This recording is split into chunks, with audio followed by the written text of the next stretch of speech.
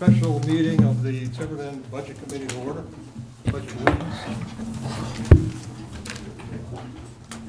allegiance. To the flag of the United States of America and to the republic for which it stands, one nation, under God, indivisible, with liberty and justice for all. Deb, will you please call the roll? Jay Edwards. Present. Deb Janik, present. Thomas Haley. Present. Ruth Hollenbach. Present. Jen Jocelyn. Present. Brendan McNally. Present. Jennifer Rashley. Sherry Ecker. Present. Mike Dakotas. Present. Joe Souza absent, and Thomas Hamilton. Okay, before we do public forum, and even though it is not on this agenda, I have a couple of comments to make. Back in January, when I was elected to be the chairman of this body, with it came the responsibility to manage and control the meetings. And I haven't done that effectively, but that ends now. I mentioned at the time, and everybody here agreed, that we would maintain civility. We would not badger people that came before us. We would not yell, scream, and shout, throw things around, and behave like children. We all agreed to that, so I intend to hold us to that standard. Anybody have a problem? That being said, we'll do open public forum. Anybody who cares to speak, please have it relative to tonight's budget or discussion of the school department. Try to have your comments concise, 3 minutes. Do we have any takers? Yes. I think it might be useful for the school committee and anyone who works for the school to know that we had agreed as a board to meet tonight as well as Thursday. Oh, yes. Okay, I just wanted to make sure you knew that we weren't trying to pull No. a fast one, but we wanted to be able to talk about this fully. Yeah, along those lines, the entire purpose of this meeting was not try to do things behind the school committee's back or any of that kind of stuff. Everybody in this room has been here before, and they know that the school budget can get testy. And what I hope to achieve was that we could have a meeting of the minds, get our thoughts together, look at this thing without external influences, and just get a general idea what it was all about before the 12th, and then we'd be better prepared to ask intelligent questions and make intelligent comments about the thing. That was the sole reason. And just a thank you to all of you who came, because as I was reading through more closely, I thought, oh, shoot, I'd like to ask some questions. And so I'm thrilled you're here. So thank you, because it will help all of us. Okay, so we have received what turns out to be a preliminary budget from the school committee. It has not been voted upon. It has not been approved. Let me ask Sally, when you come to 12th, will you have a voted upon final budget? Or Diane? You will? Okay, that'll have the real numbers, everything we need. Very good. Okay. All right, so where should we begin? We've got the PowerPoint presentation. I forgot to bring my copy of it, but in the back of it, there are 4 pages that list a bunch of suggested, proposed, possible cuts. It turns out we weren't really supposed to be in possession of that yet. Jay, can I ask a question? Yes. So I find it hard that we're going to have a discussion about the cuts and about the budget when we don't have the actual number. So we can discuss all we want, but we don't know what they're gonna bring on Thursday or what they've cut off That's true. on their end. So we're gonna have a discussion tonight for a couple hours and see what cuts we agree with and what cuts we don't, and where we might be on a consensus on a number. On the same But- page. But we don't know what they've been able to trim on their end, or if their number is higher or lower than what we're discussing. So I don't know how productive the conversation is going to be had unless we can get some insight from the school department to know where we can even step off on. Well, we do have some of them here, and we could. I don't know if Peter's able to talk about that at all. I know it hasn't been voted on, but it's hard to have a discussion when we don't have the number. And I what- don't know about anybody else, but I have a few other questions that don't have to do with really their numbers, you know, that I'm kind of. Peter, are you in any position to kind of talk to us a little Not- bit? I know it hasn't been voted. Questions, but, I mean, Yeah. things that I'd want to discuss with, Yeah. that we were supposed to discuss tonight amongst ourselves. Sure. Well, we could do that, too. We could just go around the table, and if anybody has any concerns or want something cleared up. Sure. Is it, It's not all about just the numbers. yeah, no, I just didn't, my question before we talk about the cuts and things like that is if Peter's come up with anything else or can give us any insight to step off on. And then maybe we could do the around the table thing. How does everybody feel about that? I just feel like I don't want to put him on the spot if he's not ready either, you know, I mean, it was, but if he feels like there's information. We're getting the A-OK from that side. Okay. We're getting the We're A-OK. getting a thumbs up. We have a They thumbs up they on saw that us side. put him on the agenda and we're like, uh-oh. It's all good. So maybe we could do that. Want to talk? Yeah. Dr. Sanchioni, would you care to Sure. Mike, podium, chair? sit down, be Wherever comfortable? you Make myself at home? Comfortable. Did you bring your flak jacket? Not necessary. No, we hope not. No. Okay, so, yeah, you know, she's right. It is hard to have a good discussion about the real nuts and bolts, but the basics are important too. Sure. So thank you, Mr. Chairman, members of the Budget Committee. I Pleasure couldn't to have open an your PowerPoint, opportunity. by the way. Say again? I couldn't get it open. Oh, okay. Yeah, so I can share with you some solid numbers tonight, and obviously Thursday evening, we really can get into the depth of it. But where we reside hasn't changed a lot from our initial presentation to you. In the presentation packet, you have, I know, do you have it like 2 pages or 1 page? But there's a page, let's see, 1, 2, after all the charts and circle graphs and things like that, it says FY21 Budget Executive Summary. This is from the February 24th Yep. document, great. This page here. Yeah, Yeah. PowerPoint.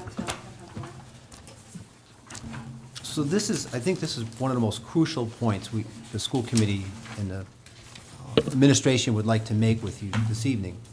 And that is where our current budget resides at, and I'll use round numbers, $31.9 million. And a 4% increase equals $986,070. And we know what state aid is currently being tracked at $321,818, which means our budget could increase by again, I'll round out a little bit here, to 1.3 million. A level service budget, and so that's a term we use in education, it's pretty easy to understand. It just means take what we're doing this year and move it ahead a year. Don't add any teachers, don't add any programs, don't add anything. Just, let's keep doing what we're doing. To do that would require a budget of $35.4 million. But the 4% budget only comes in at 33.1. So that leaves a deficit of 2.2 million. So I think the most important point is to understand that, that with a 4% increase, the school department still has to come up with a way to account for 2.2 million. In the budget book I provided you, you have it all laid out for you. So 75% of our budget is our people.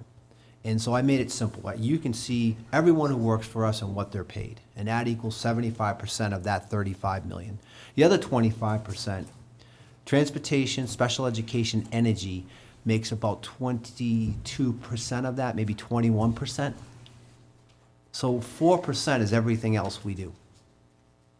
I share that with you because if we're faced with cutting 2.2 million, we don't have a lot of places to go, right? And so you have those pages mistakenly, you have them, but you know what?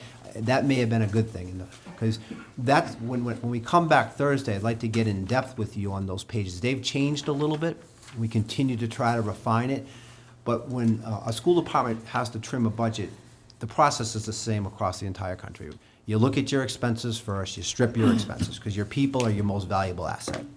Then you look at non-instructional people, even though they're critically important to our organization, you go there, and when you have to, you get into instruction. So you have 3 slides, and you see we've gone all 3 buckets. We've stripped expense accounts, we're cutting non-instructional personnel who have a great impact still with our students, and we're actually having to cut teachers. And so probably the most important point now I want to make, I don't think it's your role to condemn or to condone our budget. I think your role is just to vet it and say, is this legitimate? Is this something the voters should have a say with, right? I mean, you can't understand how the school system runs. You have to count on the people here in the school committee to know how the school system runs. So don't condemn or condone. I appreciate the people who condone it, thank you, or if you condemn it, but I don't think that's the role of the budget committee, right? Your role is simply, is this legitimate? And do we want the town, or do we want to have the town to give all the residents a say to see if our school system should survive as it currently is, or take a $2.2 million cut, or even worse? So I just share that with you. I think it's a key point of consideration. So I can answer any questions. You know, the cut list is I'd say 90% accurate. When I come back Thursday, I'll have some changes, but minimal. But certainly anything else you want to talk about. Can I ask 2 questions about the cut list? So when we go down the cut list, there's 2 things that are on the cut list that we don't currently have. So I'm not sure how they equate into a savings if we don't have them yet. One is the van at the end, and the other one was the Chromebooks that are part of the capital plan that we would be purchasing. So if we already don't have them, how are there? So revisions, you're not going to see that. Okay. So when we come back Thursday, that's not part of our list. And then my other question was, so this kind of totals up to 1.3, but we're talking about we're talking about a $2.2 million deficit. Where does the other, if this was not to go through, where would the other monies be cut from? Like, how would that be made up? Great, and thank you for asking that question. So we would ask the school committee again to do what they've done the last couple of years, which is to go into fund balance and into Medicaid, and to use up to about 800,000 of those 2 accounts to help close this deficit, to sort of bring it from 2.2 down to 1.3. But you're all probably sitting here having, that's why we're here today, right? So we use that 900,000 this year. We'll come back next year. We've got to make up that 900,000 on top of the new increases, right? Because I'm going to tell you, energy's going up, transportation's going up, and special education is going up. Even if we freeze salaries, those 3 things are going up. So you're going to be $900,000 in the hole and add another 3% to that. So I'm going to be sitting here next year with another list that's worse than this, saying to you, we need over $900,000 just to get to even. And that's the problem with using one-time revenue, right? It fills a gap momentarily, but down the line, that money's no longer there, and you have a big problem.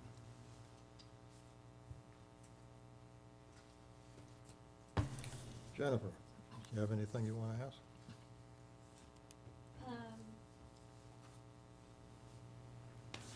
This is,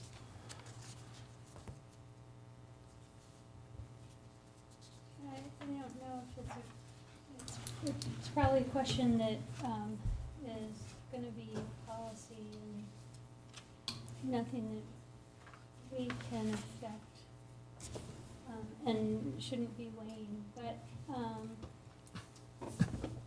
we're currently seeing people all over the world discuss how they're going to grapple with the coronavirus.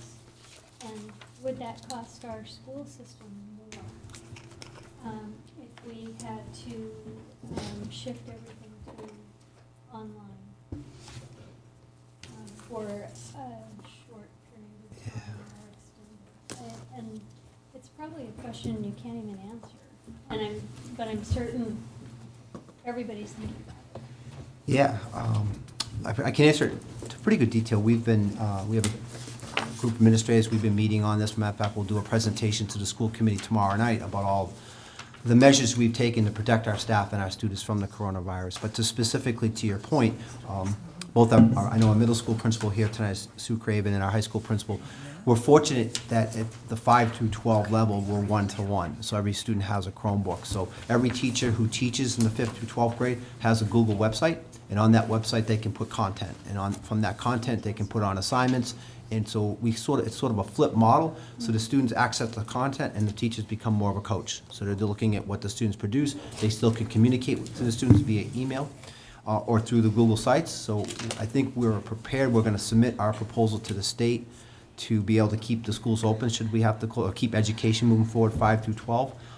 Tomorrow we're meeting with our elementary staff to kind of create some kind of plan for K-4. A little more of a challenge for us, but specifically to your question, I don't see it costing any additional money right now.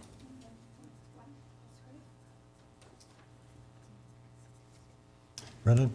I didn't have any specific questions other than I'm getting smarter after 4 years of trying to digest this stuff, but I want to, as sobering as it is in terms of what the numbers are, I feel like this is the first year of understanding a lot of the pieces, and in particular the transparency about what's happened with the fund balances, how that those monies have been used, and obviously the ability to accrue and let those balances grow, knowing that there's swings, there's cash flow types of things. We're now in one of those kind of periods where we really need that money, and obviously it's going to be going here to help close a deficit. So all I could say is I know it's a difficult decision, but I appreciate what the school committee and what the staff has done to help us understand what's been going on. Again, I think it's kind of sort of the first year for me to get a lot of the pieces and understand the sobering news. I already kind of asked my question, so I'm just going to kind of tag on to Brendan. From the beginning of kind of when I started to follow, one of the things that we've always heard about is the fund balance, and you can't sit on this money, you have to use this money. And we've asked the school department year and year to do that, and they've now done it. So they've been using it as part of their operating budget. They've been using it for improvements to the building, which the town was able to recoup, quote me if I'm wrong, about $730,000 back into the general fund by them spending that to improve and update our buildings. We have asked the school department to improve our test scores for our students. They have done that. Every time they've come, we've found something to combat with, and they have come and they have been transparent.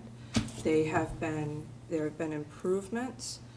Everything that we have asked of them as a community, they have brought to us. So I think we need to sit and look at this as an open mind and come to an agreement as to what is fair. Where do we not, when I look at specifics, and I know there's going to be differences on the cuts, so many of these cuts are going to impact kids one-on-one. They're going to be, our children are going to be the ones that are impacted by it, not our professionals on some levels, but the kids are going to be the byproduct that feel those cuts. And some of them are huge as I go through. School resource officer. I see the school resource officer at our elementary schools, at our middle schools, at the high school. That's huge. Special education aides. We're talking about, we brought up coronavirus and cleanliness. We're talking about cutting night custodians. That's on a regular clean day, never mind when we have, the schools how are do a you do petri that? dish. So I think we need to really sit down and find a middle ground that fits for the community, but also doesn't cripple our school department. And that's kind of my 2 cents on that.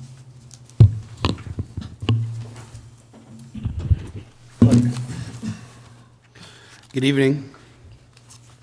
So I wasn't expecting everyone to be here tonight. I thought this was going to be more of a closed environment for us to just speak freely, but since you're here, I am one that doesn't, I'm not shy to bite my tongue. So a couple things. I have 3 more years scheduled to be on the Budget Committee.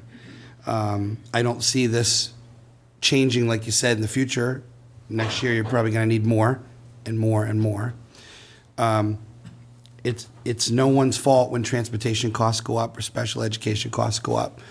We are feeling the burden of those costs. We could see it in the numbers. I know one thing with the town is that the other department heads have come before us, and they've told us about a lot of things that they need, and we haven't voted on things yet, but I know in the town council meetings, I know a lot of those have been cut down because overall, we have to keep the budget in an area where we can maintain it. And this year's school budget ask is sort of astronomical, and I don't think it's anyone's fault. Again, I always like to back up that I have kids in school. No one wants this to work more than me. I want my kids to be in an environment where they're going to learn and they're going to be successful. And like you said at the meeting, the budget workshop, you want every kid that starts in the school system to walk across the stage and graduate. I want that for my children. The difficult part about looking at this is, like you said, it's not our purview to tell you how to spend your money. You are hired to do that. You are the CEO of the school department of Tiverton. We're here just to make sure that these checks and balances add up. And I have no doubt, like Jennifer said, we asked the school committee in previous years to spend down some of that fund balance, and it happened. And now we're kind of up against it. This is not going to be easy.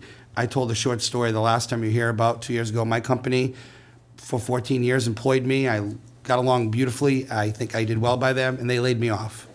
And it wasn't personal. I'm not mad at anyone for it, but it's the cost of doing business. They had to make cuts, and unfortunately, I was a cut. Between what I made and with my health care, there was hundreds of people like me, and the company needed to do that to survive and get by. So I know this is going to be easy. I looked at some of the cuts that weren't supposed to be in here, that are in here, and I feel awful that there are people that are going to lose positions. Ultimately, we have to do what's right for the school system. I hate to say this, it's the elephant in the room, but it exists.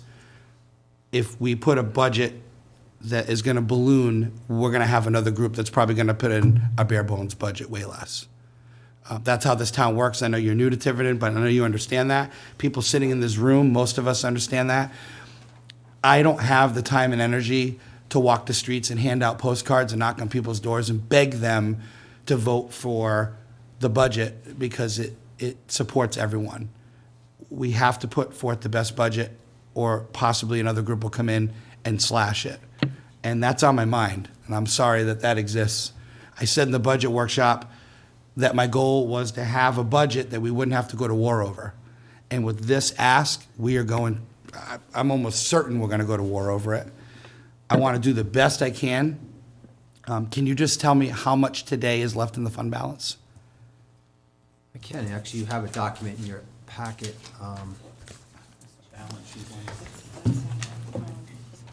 456,000. Say it again, sorry. 456,000. And then Medicare And then was, it was like, 400,000? it was under $1 million. What are we planning on using?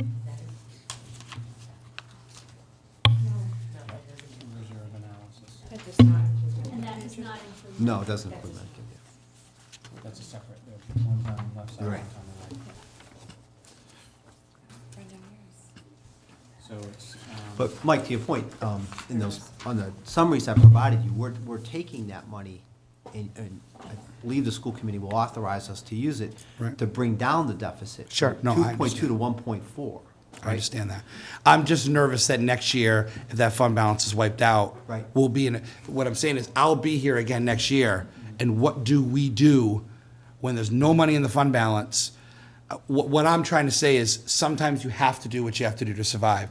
If people unfortunately lose jobs because you have to make a budget work, you have to make a budget work. I would love here to sit here and say it's all roses and this is great news and we're going to get this done and rah rah, but it doesn't look like that's going to be the outcome of this. I think that you're going to have to do a superb job coming back, whether it be Thursday down the road, to get this to an area where we need.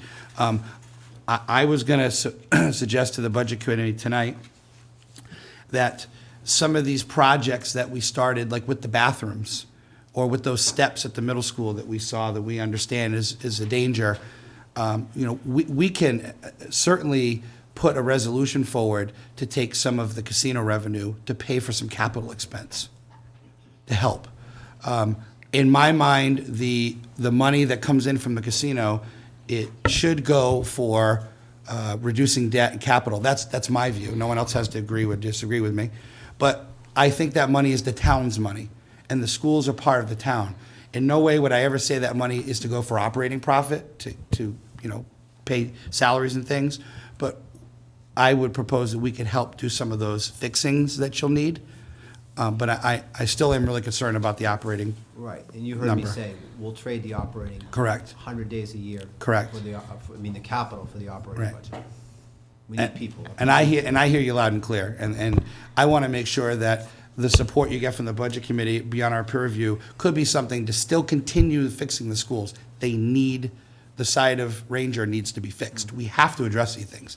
We can't just worry about, oh my God, we paid, everyone's salary, everyone's going to get a paycheck for the next year, but we'll continue to let things fall apart. We have to make sure we keep our eye on that too, or we're going to kick the can down to a really bad place. So I'm sorry that's a lot. I'm probably going to be very quiet on Thursday, but that's sort of the way my mind is operating. I want to help support the schools. I'm one of your biggest supporters up here, but I have a really heavy concern with this, that going forward, the taxpayers it's going to be a tough one. It's going to be a tough one to sell. So thank you for listening. I appreciate it.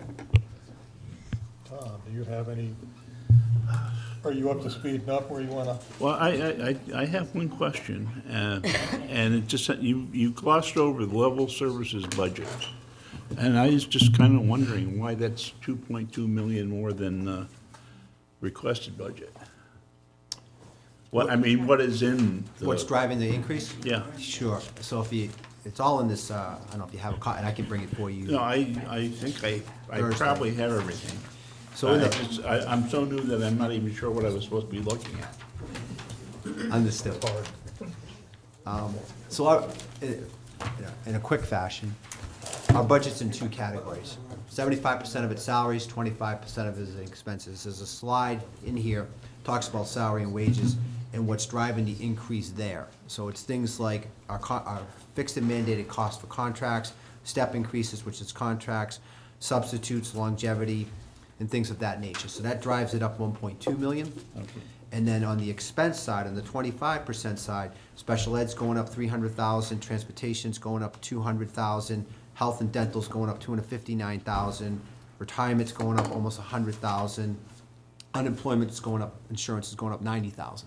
Okay. These are all fixed costs, right? They're all fixed and mandated costs. That's why I say it's a level service budget. We're not adding to anything we're doing this year. We're just trying to move forward with things. Okay, so it's, okay, that explains it.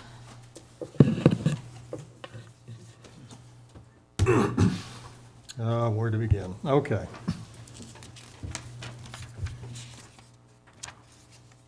According to the documents, this is one of the things that always confuses me. The fiscal year 20 Current year. budget puts the school down for $31,890,000. The budget you showed us, the comparison, is $33 million and change. Is that because you took money out of fund balances and sweetened it, or why is that different? You just answered the. Okay. This year, it's basically 35.5 million. Right. All right. When do the current teacher contracts get renegotiated? We have one more year, next year. things like step increases and all those things are negotiated within this town, and they're not governed by anything else. The COLA is something we negotiate. The step and lanes are already in the contract. I guess we could But they're renegotiate them. does each town have their own? Yes. The reason I ask these things, when I went through and compared last year's salaries to this, I expected to see spikes generated by education increases, step increases, lateral transfers, all those kinds of things. I didn't see that. What I saw was a recurring percentage almost across the board, and I didn't do every single school, every single teacher. 5.2. That looks very much to me like everybody got a 5.2 increase. If that's not so, why am I wrong? You want to explain that? I can explain. Then you can go right ahead. So in the worksheets, that when we do the salary calculations, it's not only the base salary, but it also includes, like, as we said, the steps and the lanes. So in some cases, people, you know, if they have like a bachelor's plus 30 and now they have a master's plus 15, say, that step is not necessarily exactly 3.5%. It may be more than that. In addition to that, in the current year contract, for professional staff, the teachers anyway, in the NEA contract, there is an amount of, I believe it's $1,350 per employee, the teachers anyway, that's added to their salary for additional professional development days. So if you take the 3.5% plus that $1,350, it looks like their salaries are increasing more than the 3.5%. But I can tell you that their base salaries have increased 3.5%. So that was unique to this contract? Correct. Wasn't last year? Yeah, it's unique to this contract, but to Amy's point, when she talks about that professional development being added to their contract, we just had that in our expense account, on the expense side of our budget. We just moved it over to the salary side where it should have always been. So although it looks like maybe the salaries are going up higher than 3.5%, they're not. It's just a shift in funds. Okay. And we can, if you want, I can show it to you where it was in the FY20 budget. Another thing that you've told us this a lot, is that we have a hard time keeping teachers. They take off for greener pastures. Another thing I discovered in this was when I only dealt with 0.8 FTE or greater teachers, not administrators, not cooks, not nurses, none of those. It became apparent real quick that 76% of them were making 80,000 plus. 10% of them were making 90. That sort of tells me they're staying put. They're not going anywhere. So to me, the argument that we're losing people, that dog don't hunt. I would respond to that if you'd like, by saying Please to you- do, because, Couple factors that, you're right. you know, when I look at these things, it's simplistic, I'm just using numbers. Right. And, you know, I don't know all the nuances of this thing. Yeah. But let me tell you, the people that are sitting out there watching this now that are gonna foot the bill are probably seeing the same thing I am. Yeah, and I'm glad you're seeing it, because we want to be clearly as transparent as possible and show you the numbers there. So 2 things to that. In that PowerPoint that I gave you last week, I gave you 3 indicators of teacher salary. I showed you where our starting teacher is after 6 years and at the end of their career. And again, you know, comparisons tell us a story, right? I'm showing you that Tiverton teachers are still one of the lowest paid, the bottom top 3 districts in the entire state. It's just a factor, right? You can judge that any way you like, but that is a fact. And the thing I would say to you regarding our transfers, our ability to retain our staff, you're right.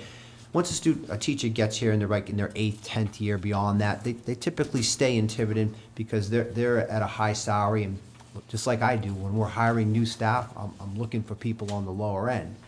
Where we lose our staff, and our principals here could attest to this, is in the first 5 years, when they're just still young, and we've already invested a lot of PD in them. We've trained them, we want them to work in our system and so forth, and after they're good and ready and they become sort of polished teachers, that's when they leave. And then we get the new teacher, we retrain them, we invest in them, we get them all polished up, ready to go, and they leave. Those would be my 2 points. If I can, I'd like to offer some, as far as the 1350, that 1350 is what we were talking about was professional development days. That happened probably 6 years ago, when the teachers added an additional 3 days to their work year. So it wasn't they got that 1350 as an increase. We were working, we added three more days, so that it's up to 184 days for their work year, contractual year. So what Dr. Sanquioni just described is he moved it from the expense side because we didn't have it in salaries. It was given as a separate check, and people had to attend the PD days to participate. This year we've changed where everyone has to attend. It's not voluntary. It's professional development week that all staff need to be trained in because we're doing a lot of new curriculum work. So that's when it became part of the salary. So the 1350 became because we added 3 additional days, and I think it was 6 years ago. We added the 3 additional days to the contract for the teachers. So it used to be like a stipend. Used to be like a stipend, right? And you'd get paid if you participated. If you didn't participate, you didn't get paid. Most people participated because they want to keep up with what the school district's doing. As far as the new people, where we lose people is when we first hire them. Once we get a teacher on his top step, the majority of the teachers are locked in. They're locked into each community because of their salary and because of retirement. So we don't lose many teachers on the top end of the step. If somebody's been here for 10 years, they're going to finish their career here. There are some people that do leave. They come with an application, or another district is looking for a particular thing, especially at the high school level, in different subject areas. But where we lose people is when we're trying to hire them on step 1 or step 2 or step 3. We offer, which is the contract, to the teachers. The teachers go out because they're interviewing different places.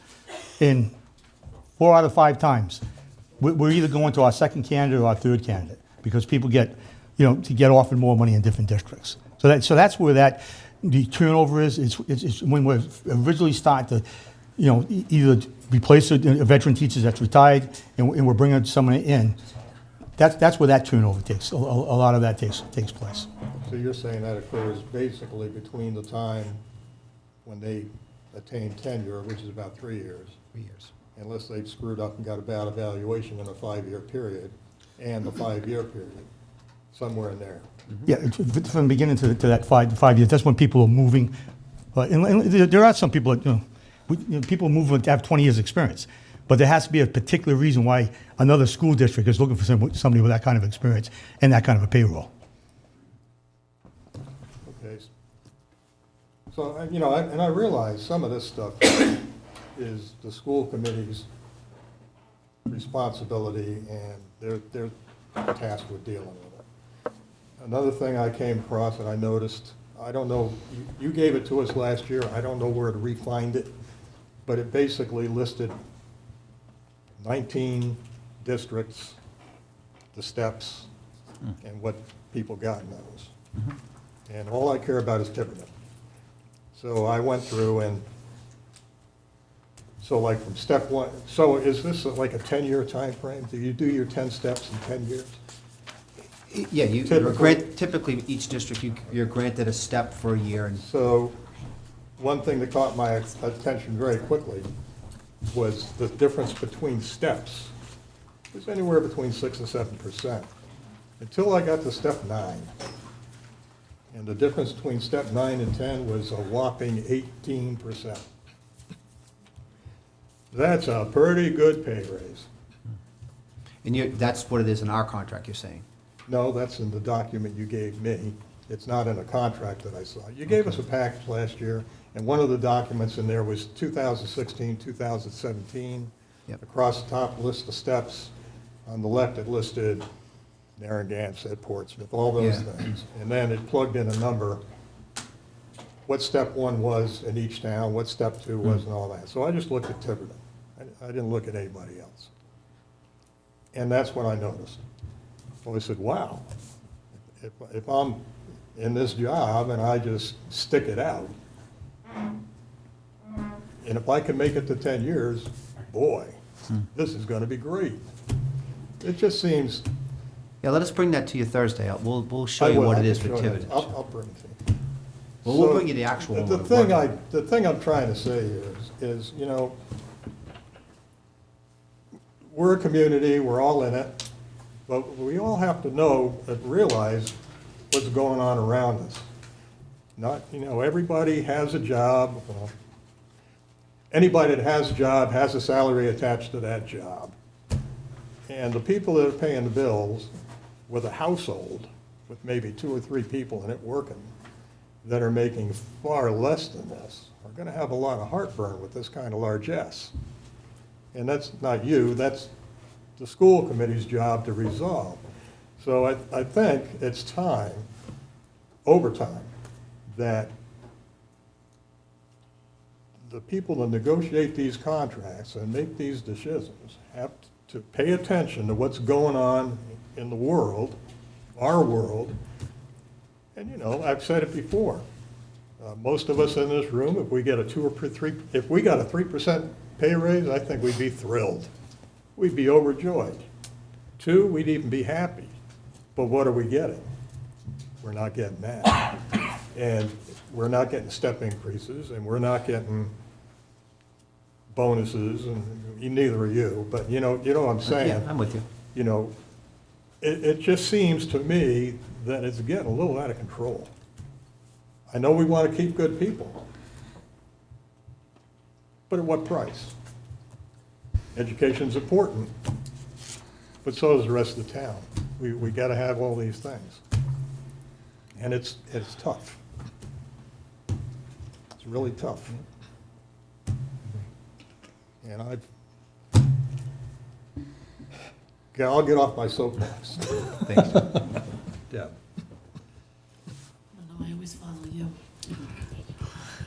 Because you do so well. Oh, I don't know. This is a tough year. This is my 6th year on the Budget Committee, and I think this is the hardest because everyone has needs this year. We all have needs. I've always been a very strong, and I will continue to be a strong advocate for the schools. My kids are out. Thankfully, they're gainfully employed. They're well-educated. But this is our responsibility. So we need to find a balance, and we need to be fair.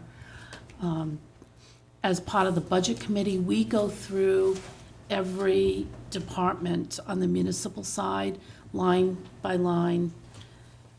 We get suggestions for cuts, we get suggestions to add, and we have to kind of balance that and make a decision. With the schools, we don't do that. That's your job to do that. And I'm assuming you're going through line by line painstakingly.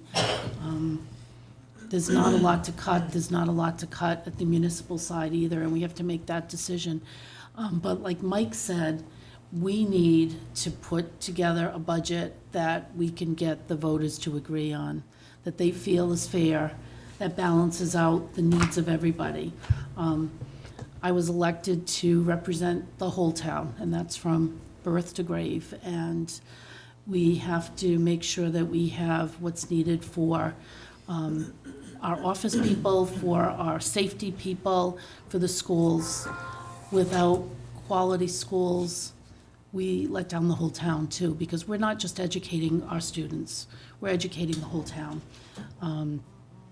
And good schools do give us quality town, gives us good property values.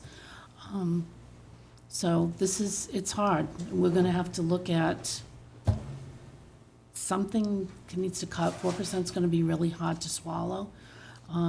So I'm hoping that you guys can find something somewhere in the line. I know you've said 75% is contractual, but we need to find something somewhere, and probably the capital we'll need to look at that and find something that balances it and it's fair and it, keeps our schools where they need to be. I don't look forward to this choice. Thanks, Deb. Mr. Hale. Yeah, I have a question about the credits that the college credits that the teachers get. That, at least theoretically, could be something that's variable. Like, perhaps do our teachers get to a point where they're not really interested in getting more credits? Is Masters plus 30 a rare thing? Or, because that'll affect the bar charts that you show me. Absolutely. So could we maybe have a systemic situation where teachers aren't quite interested in getting enough credits? Do they need help getting those credits? I mean, that's the positive side of all of that.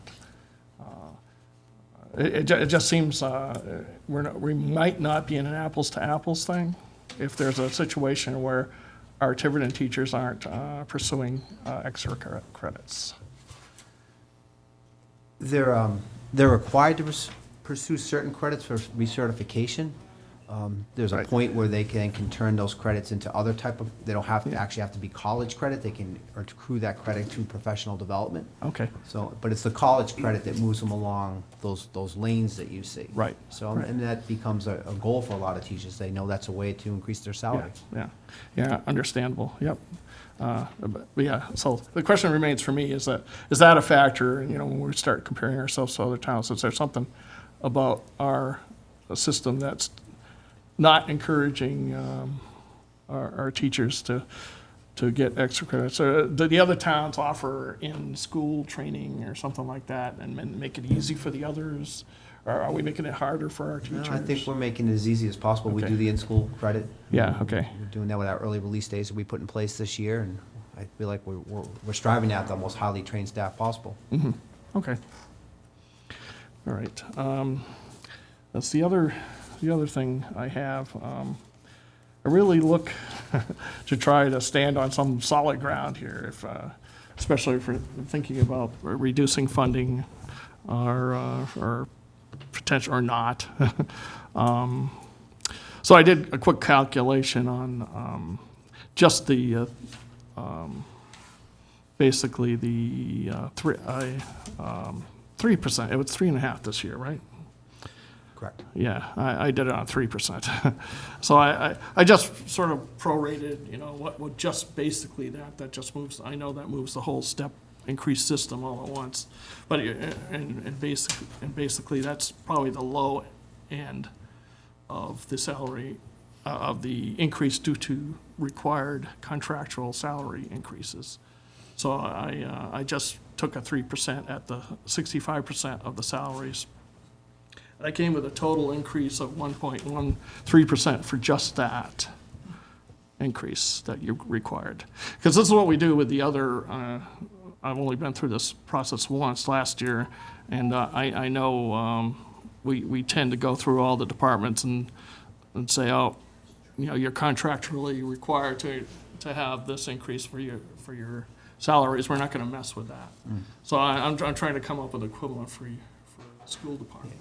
What can't we mess with, assuming we're supporting the salary increases, contractual salary increases. So on top of that, that was just brought up, there's steps come in and increase that a little bit. And also, you mentioned something about a COLA, which I wasn't aware of. You also have a COLA adjustment on top of that?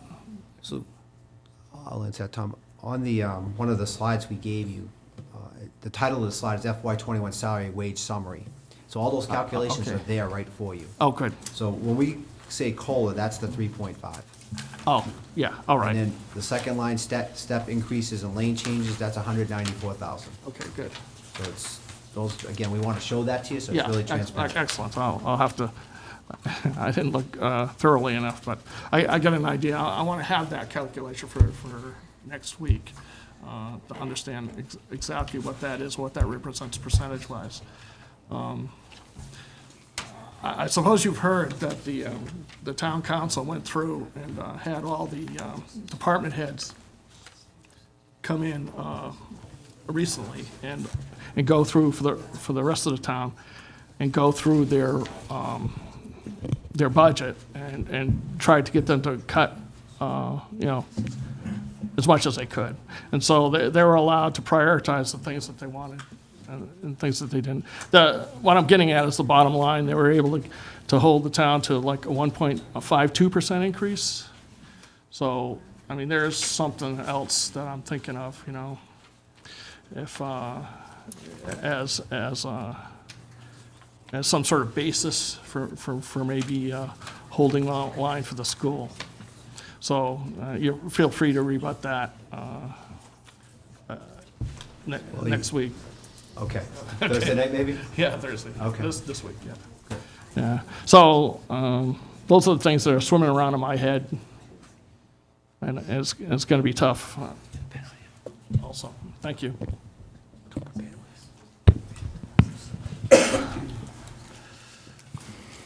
Ruth.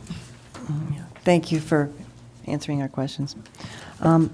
You did say when Jay was talking, Peter, that you said we suppose we could renegotiate it when you talked about COLA.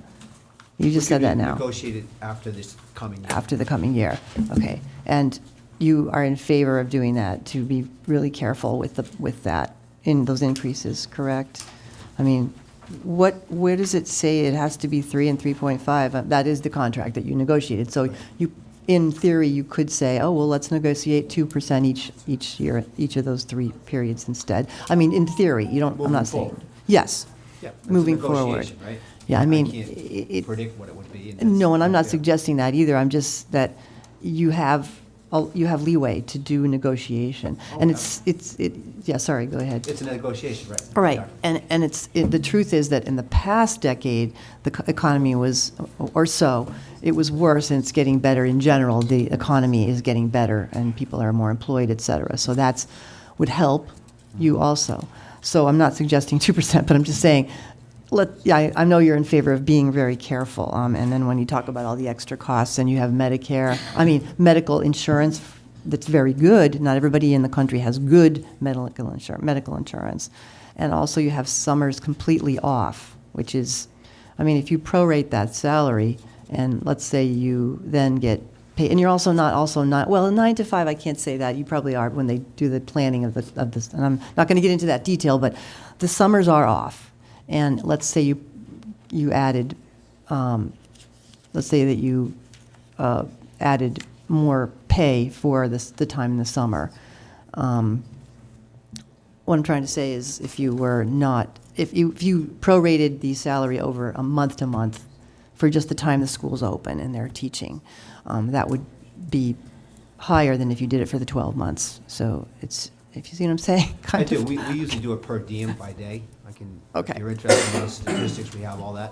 Right, so what I'm saying is that salary isn't, 9 months that they're in the school? 10 months. 10 months instead of 12 months. So I just wanted to make that, a little bit of a comment on that. And I think it's a very nice thing for teachers to have summers off, so that's a very good benefit that isn't mentioned much. But the teachers leaving in the early years, and a lot of people have that problem. Every company, police department, fire department, everybody has that issue. It's part of the total picture, and that's your responsibility to, take that into account. With the more experienced teachers, you're going to have some loss, and on the younger teachers, that's something that is just fit into your formula. That it's not for us to do. Obviously, it's for you to do, but it's something you know about. He talked about it. The principal talked about it very clearly. So it's a known item that if you, in your negotiations, you can just use that in your total picture. It's not something that's like, oh, we can't handle that. You should be able to handle that. Like I said, every company, fire departments, police departments, a lot of people have that issue. So, all right. And I don't know if you could ever negotiate. If you come here, we're going to, have to stay 4 or 5 years. I don't think you could probably do that. Stay in the contract. You have to stay for the first 5 years or 6. I don't know. It's something they talked about in the fire department. Probably can't do it in this world, but So I'm just encouraging you to do what you can on the negotiations. Now, we have, in the last, I'd say, decade or so, doubled the school budget. And so what you said also, Peter, about not to be negative toward the budget, it's in the charter that, we don't need to know every detail, but we need to know enough to see that the town's getting value back according to how much taxes we pay. Okay, so when I say that we doubled our taxes toward your budget,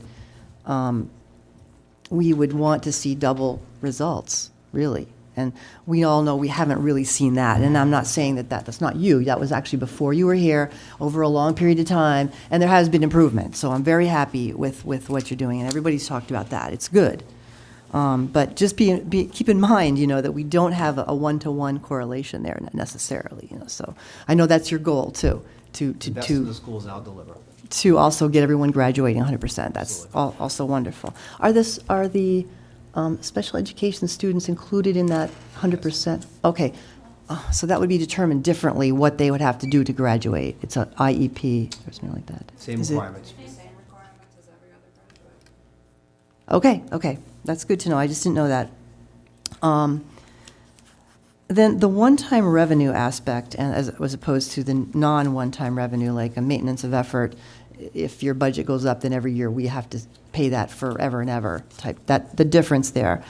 You said that it's not good to use one-time revenue for certain things. When I actually think that one-time revenue is good for things like the steps and the repairs, is what they're saying. If you use other revenue for things that are just needed for like one time, then that's going to be there every time. So you're going to take it out of the budget? I mean, it doesn't really fit for me to say you use the recurring monies that we give you for like repairing steps or parking lots and things like that, tennis courts. Does that make sense with that? Does that jive with what you're thinking? Or? Maybe just clarify what I'm trying to express is that we prioritize the people who work in the Tiverton Public Schools over fixing steps. So if you're Yes. thinking of allocating $100,000 to fix the steps, I'll take the $100,000 and bring back the adjustment council or the SRO. Okay, well, what's going to happen with the steps then? Because I'm thinking of that as a safety issue. And I had, So do we, so we'll put a yellow stripe across it or something. okay. I mean, if you have to prioritize, which we're all trying to do here, Which- the right. priority is our people. Okay, and I've got that really clearly. Is there any way you could, earlier, it seems like, I'm not going to get into the weeds too much, but a protective surface could have been put on earlier, and that's not, you weren't here, but I'm just saying, just thinking about it, the preventative maintenance has been an issue, so good luck on the walls that need to, the exterior walls, I know that needs to be sprayed. I think the laptops that the school provides, I know in some school departments, they provide, the parents provide them. What's the downside of that, and what are the pluses and minuses of their having their own? And you guys, and the school providing them? And just briefly, if you could. So we've done a lot of research on what you're referring to as bring your own device compared to school. So what happens is you just continue to perpetuate the inequities that our school face. So the rich kids have the nice devices, and the less fortunate kids have devices that don't work or I are see. not compatible. So for our education system to work, we need to give everyone a device, the same device that we can load the same software on, so they all can be successful. I see. Okay, that explains it. Thank you very much. And just a mention about what some of the other people have said. Well, before I go to that, tell me a little bit just about the new curriculum costs. What is that, a every year type of thing, pretty even every year, or is that something you can have any control over? Is that high on your priorities list? It is, but again, if you look at that cut list, you're seeing that we're cutting a lot of that. And so again, our people is our priority. So in that, Okay. so curriculum is important to us. I mean, it's obviously how we deliver the content that we want Right. students to master.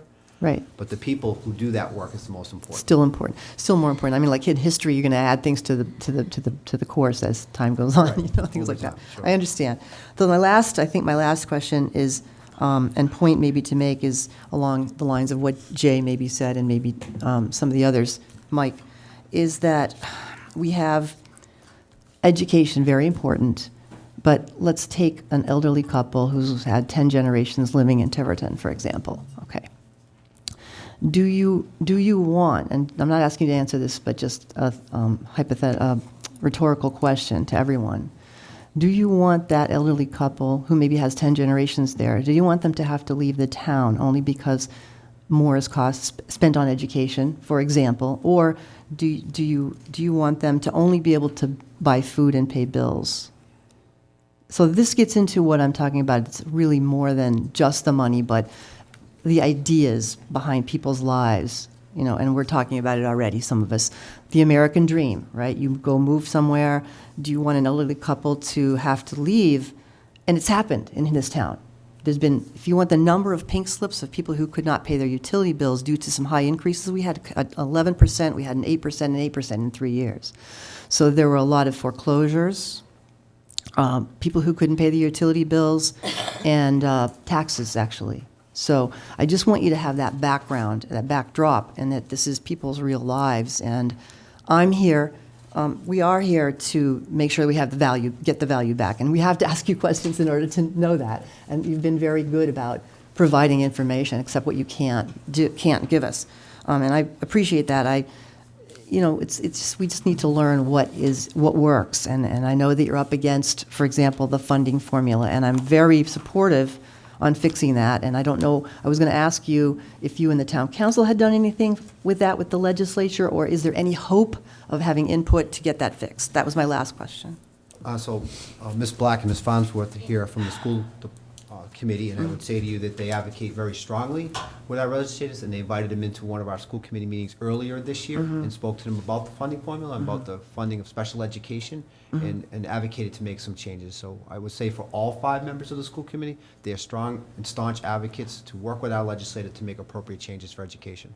Right, because that was hurting Tiverton, and in particular, and not some of the other towns, so like Providence and so forth. So thank you for that update. I was wanting to know if anyone else could help, but maybe go to the red legislature and just talk, but you have what you need on that level, correct? Okay. We don't have what we need, but I mean, we have the support people, you do have town councilors, are they going to the legislature with you? I didn't know. No? Just the school committee? Just the school committee. Okay, thank you very much for everything. Thanks. Thank you. Okay. You wait. Yeah. Look, most of the stuff that I proposed to say and talk about tonight at first doesn't have to do with our questions really for you, Dr. Sankey, and the other school. I do have a couple things that I've got questions about, but a lot of the things you guys have already, some of you have already said, but I spend a lot of time typing to try to copy Jay and write out my thoughts and type out my thoughts before. So you haven't heard me talk a lot this year, but I'm getting ready to. All right. It's the Budget Committee's tasking to ensure that the townspeople are offered a budget that's not only compliant with the law, but also one that equally serves the concerns of all the members of the town. It does not commit to unsustainable financial burdens in the short or long term. It helps to support the long-term financial stability of the town's members and the town's financial commitments. Should not, in my opinion, be the Budget Committee's mission to try to do the job of the department managers, the town administrator, the town council, or the school committee, and try to micromanage the budget line items or prioritize how they spend their money, which you've heard me say kind of before. The spending of the money that they're given is their burden, and how well they do that job, it will be judged by the people of Tiverton. The Budget Committee's job is to set reasonable limits to appropriation and to ensure stable and sustainable, long-term viable financial health of the town for people who are the people who are required to support the town, which is, we, the Budget Committee, need to maintain limits to ensure that those other groups actually evaluate their cost benefit, set their priorities, and hold themselves accountable for spending our money wisely. Because failure to do our job in any one year has a long a long-term negative, it could have long-term negative impacts for years to come. Mentioned something to Jennifer. I mean, you guys heard me last year, I kind of blurted out something and I really didn't have my thoughts together, and that's part of the reason why I did this. I recommend that we stop the backward process, that we consider getting a group of us together. I don't know whether it be all, the entire budget committee, or people that agree that maybe after this budget committee season that we sit down and look at putting some plan that we work on together and put it forward to the town council. Because the historic backward process of determining what should be spent and then what the taxes should be needs to be stopped. It lacks foresight, it lacks sustainability and stability, and it lacks control. The budget committee, even if it's by prediction, by looking at how how much revenue is expected or planned on, hopefully it'll be an increase from the previous year. If the town council and the town administrator have done their jobs for promotion and growth and bringing in income for the town. But from expected annual revenue, so basically, I think that we need to expect that the budget limit, that there'll be both limits to the municipal side and that the school budget planners are actually looking to see if we can figure out a portion, a ratio, because we had sat down with Dr. Sanquioni, my husband and I, last year, and I believe he felt like that, or was in agreement, and you can answer if you want, but a lot of other towns don't do it the way we do it. They split it up based on the way, whatever the revenue is. They look at the revenue and they say, okay, the schools account for this percentage of our town or revenue, and whether it be, we look at it and say 50-50 or 60-40, whatever ends up being, somebody, if this doesn't stop, we wouldn't need this. We wouldn't have to be the ones asking them what their priorities are. They know. They're the school committee. If they're not doing their job, the voters will hold them accountable. But that's not our job as the budget committee. It's not to say that there's. So the school committee, as far as I'm concerned, again, it's the school department's tasking to manage their funds that that are made available to them by the town the best way they can. And in order to make the best school programs they can, they will always ask for the most amount of money that they feel they can justify. It's not the same as asking for what they need, though.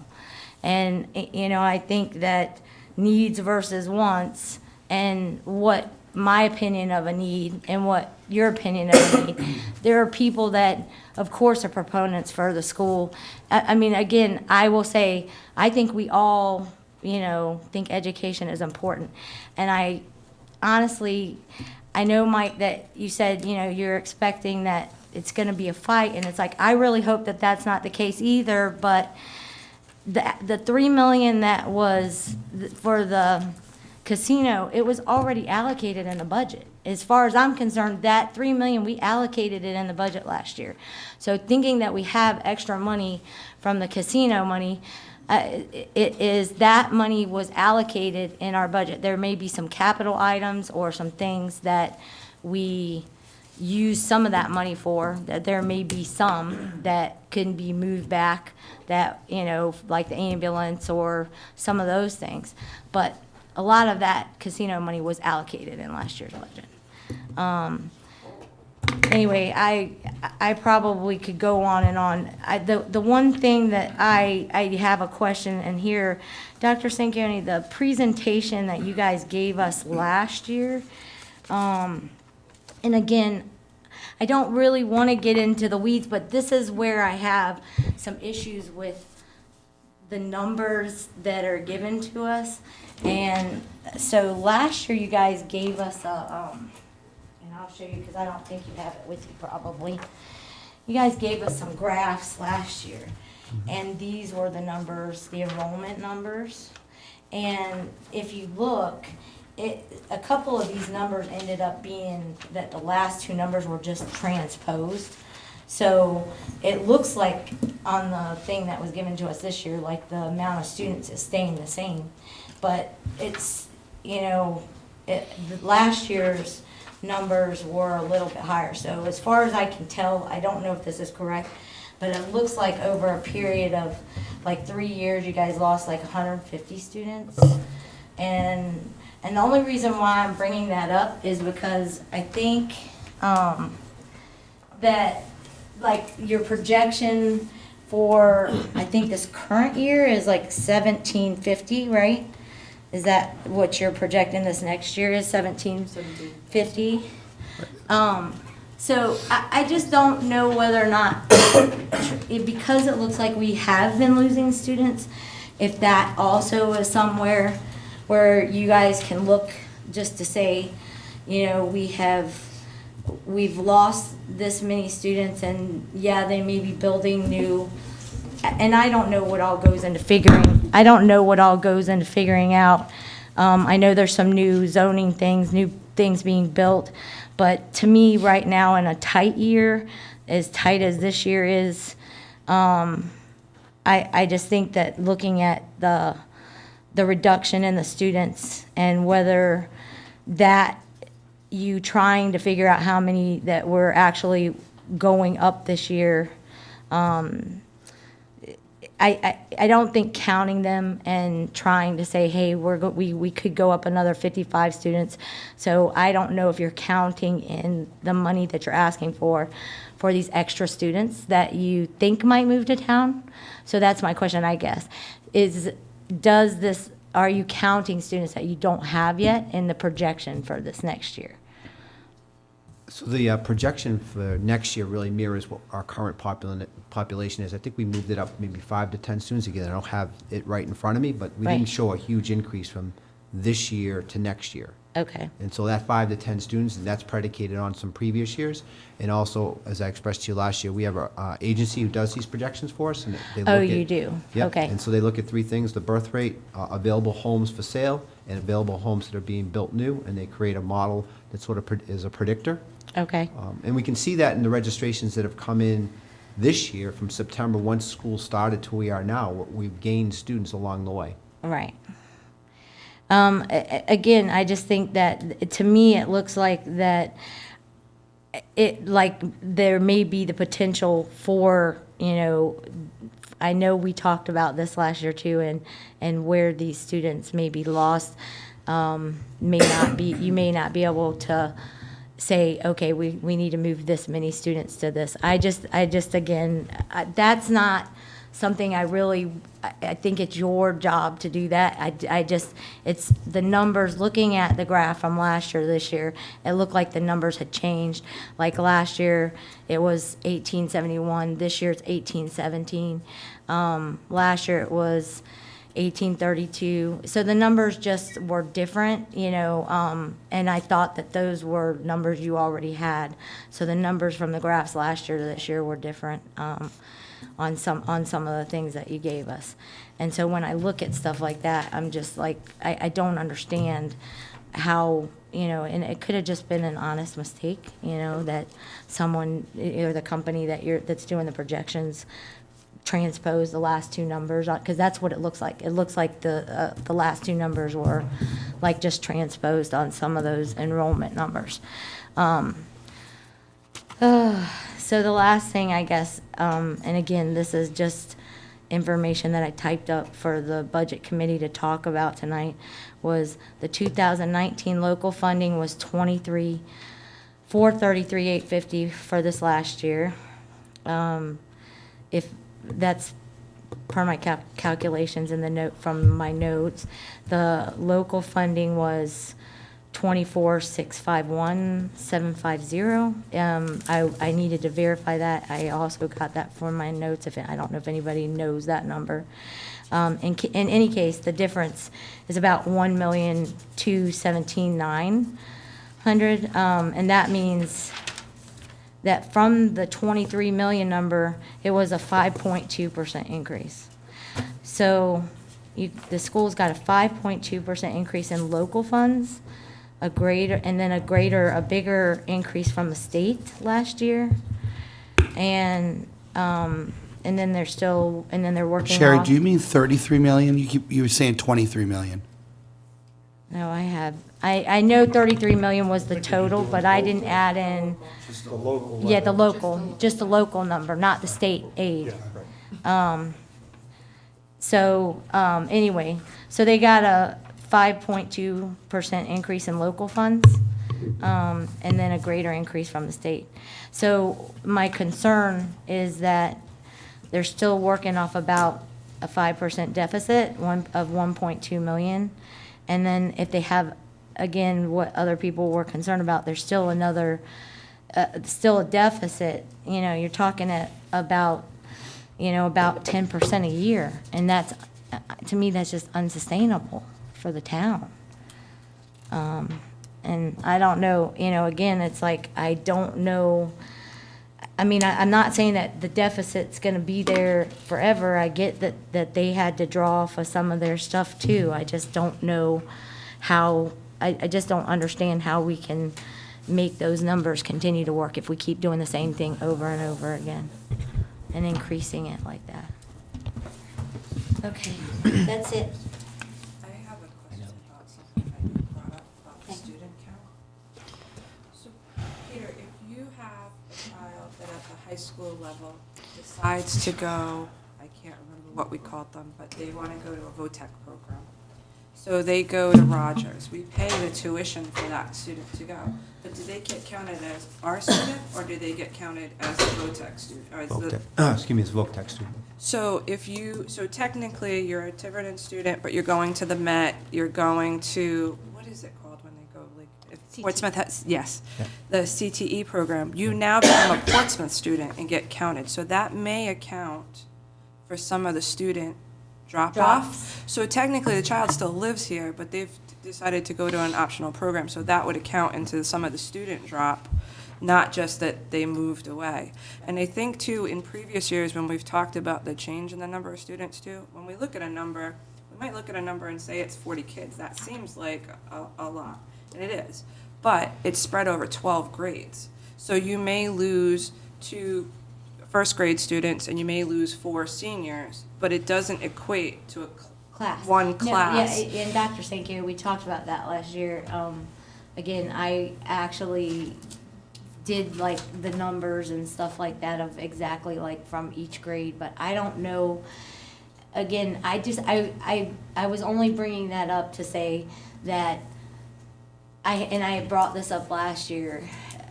I know that I've heard other people on the committee say that we have to give them a 4% increase, but that's not true. We don't have to. And it's not. That's just the max that we right. give. And I just think that we, like you said before, it's not that I don't want to see them be able to succeed in what they're doing either. I just don't want to see us get on a roll of doing something that's unsustainable. I think that's part of the conversation too, because I mean, outside of our spectrum here of what we do as town, if you look nationwide, right, a lot of this is eventually going to be unsustainable unless we regionalize, unless we, like other states, some states, all the funding comes from the state level, and no matter what county you live in, you get the same amount per child. But we're not, right now we have to look at our current situation and go, yes, there are things that we need to look at in the future to make changes, and that's every community. I know it's come up a lot on the island going, we're sustaining 3 middle schools, 3 high schools, 3 things. And yes, we've heard about the cost of special education going up and salaries going up. So yes, communities are having this issue. I think we have to find a reasonable amount this year to get through until they can find another avenue at the state level or as a community, whether we choose to talk about regionalization. But New England's a little bit behind on that, where other parts of the country have run into these avenues and they've already made changes because their budgets were unsustainable. but I think that's a broader question to have than what we have in front of us today.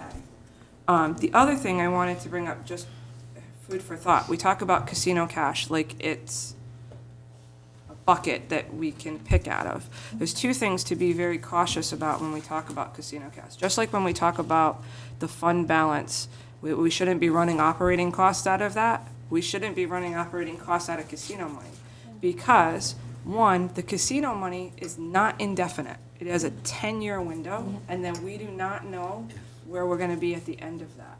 So if we continue, no matter what budget it be it the police department, be it town hall, or be it the school department, if we run operating expenses out of that money, we might end up with small increases right now, but at the end of that 10-year window, we might be looking at some of the increases that we had because it's not sustainable. Not a might, it's a It's guarantee. not indefinite, it's a 10-year window. So do I believe that certain operational things, whether it be the ambulance, the stairs definitely, those are the kinds of things that we should be running at it, or looking at for casino? It's the same conversation though when we say we're gonna use the casino money to drive down the tax rate. We can use it right now to drive down the tax rate, but in 10 years, if that stops or that contract's renegotiated, what are our tax bills gonna look at in 10 years? So we have to find a balance to say, what should we be using that for on all sides? And what is a safe amount so that we don't end up? Because the reason too that we're dealing with the situation that we're dealing with the schools is, I know in part of your conversation, we said we had a big increase last year. You're correct, we did. But 0.2, 0.6, a dollar for however many years put us in the situation that we were last year. So I think as we sit at this table and we're stuck with this huge dollar amount right now, not only do we have to come up with something that is fair for the taxpayer, for the school department, but how do we not end up in this bucket that we've ended up in by not thinking ahead? Because that's what, that's part of the problem of what we do here. We've talked about it time and time again. We're only looking at 1 year. So we go, okay, last year you can have $1. Okay, last year we're gonna cut this. And that's why we ended up with the situation we had with the ambulance last year, because we kicked that can down the curb for so long that it wasn't working. So we have an opportunity where we have some revenue coming in that we can go, all right, how do we even this out and how do we make it sustainable as possible? I'll make a couple of quick comments. To sort of support what you just said, we do have a town administrator who is desperately trying to get a 5-year plan for capital. Right. And he's, time and time again, been waving that flag and trying to get us to accept. Personally, I think it's a great idea. We need to have something like that. Casino money. We're guaranteed $3 million, and we get $100,000 from sports gambling. Currently, we've received about 1.8.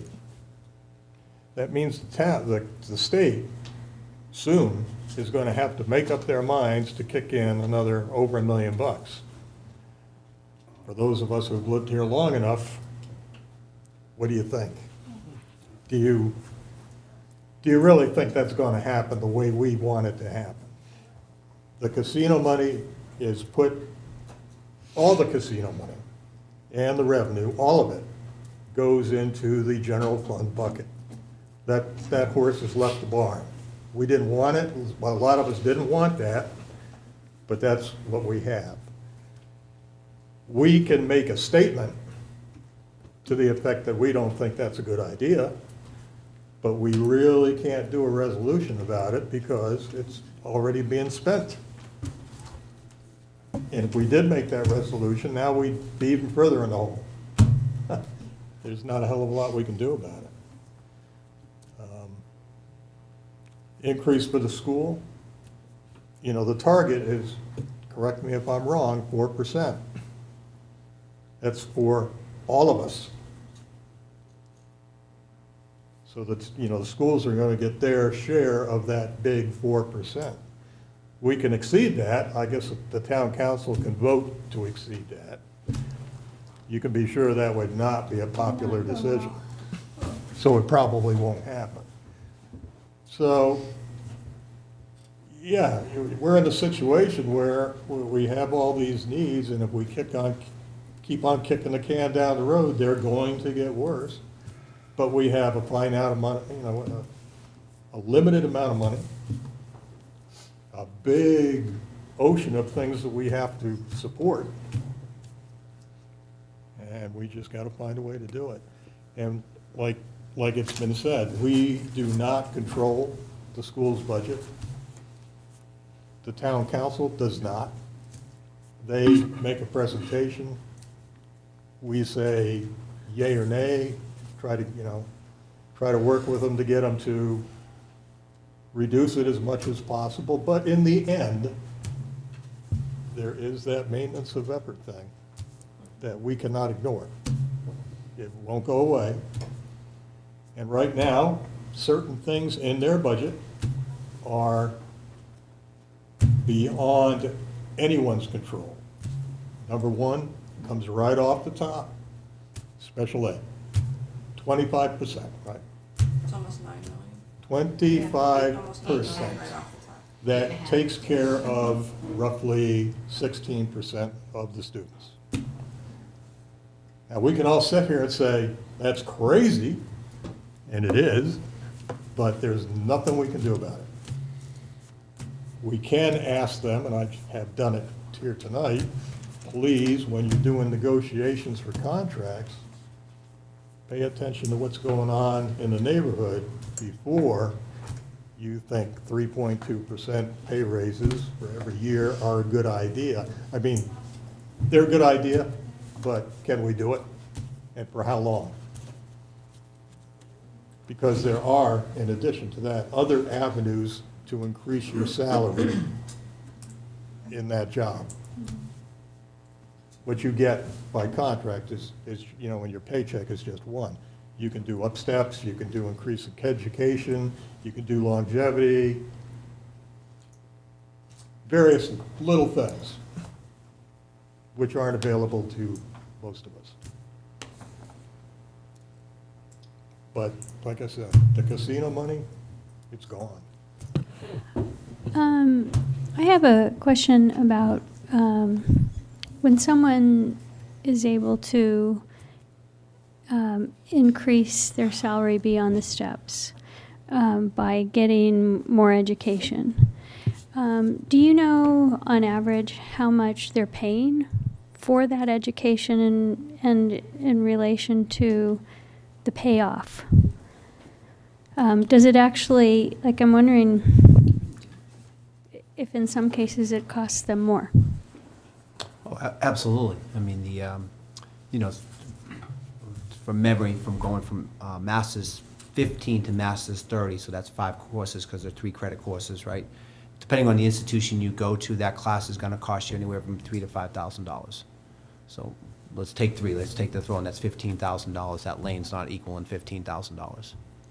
So the step increase That just comes with experience. might pay for it, over time. Over time, but they're actually paying out of pocket to learn more, to be a better professional. Do you not reimburse them for that? If they complete?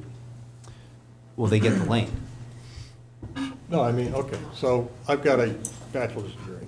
Right. And I'm working on my associate, and I take all my courses, and I pass. The reason I ask that is, like, we do that for the police, we do that for the fire department. A lot of companies do that. I thought you did. We don't have tuition remission. Don't do it at all.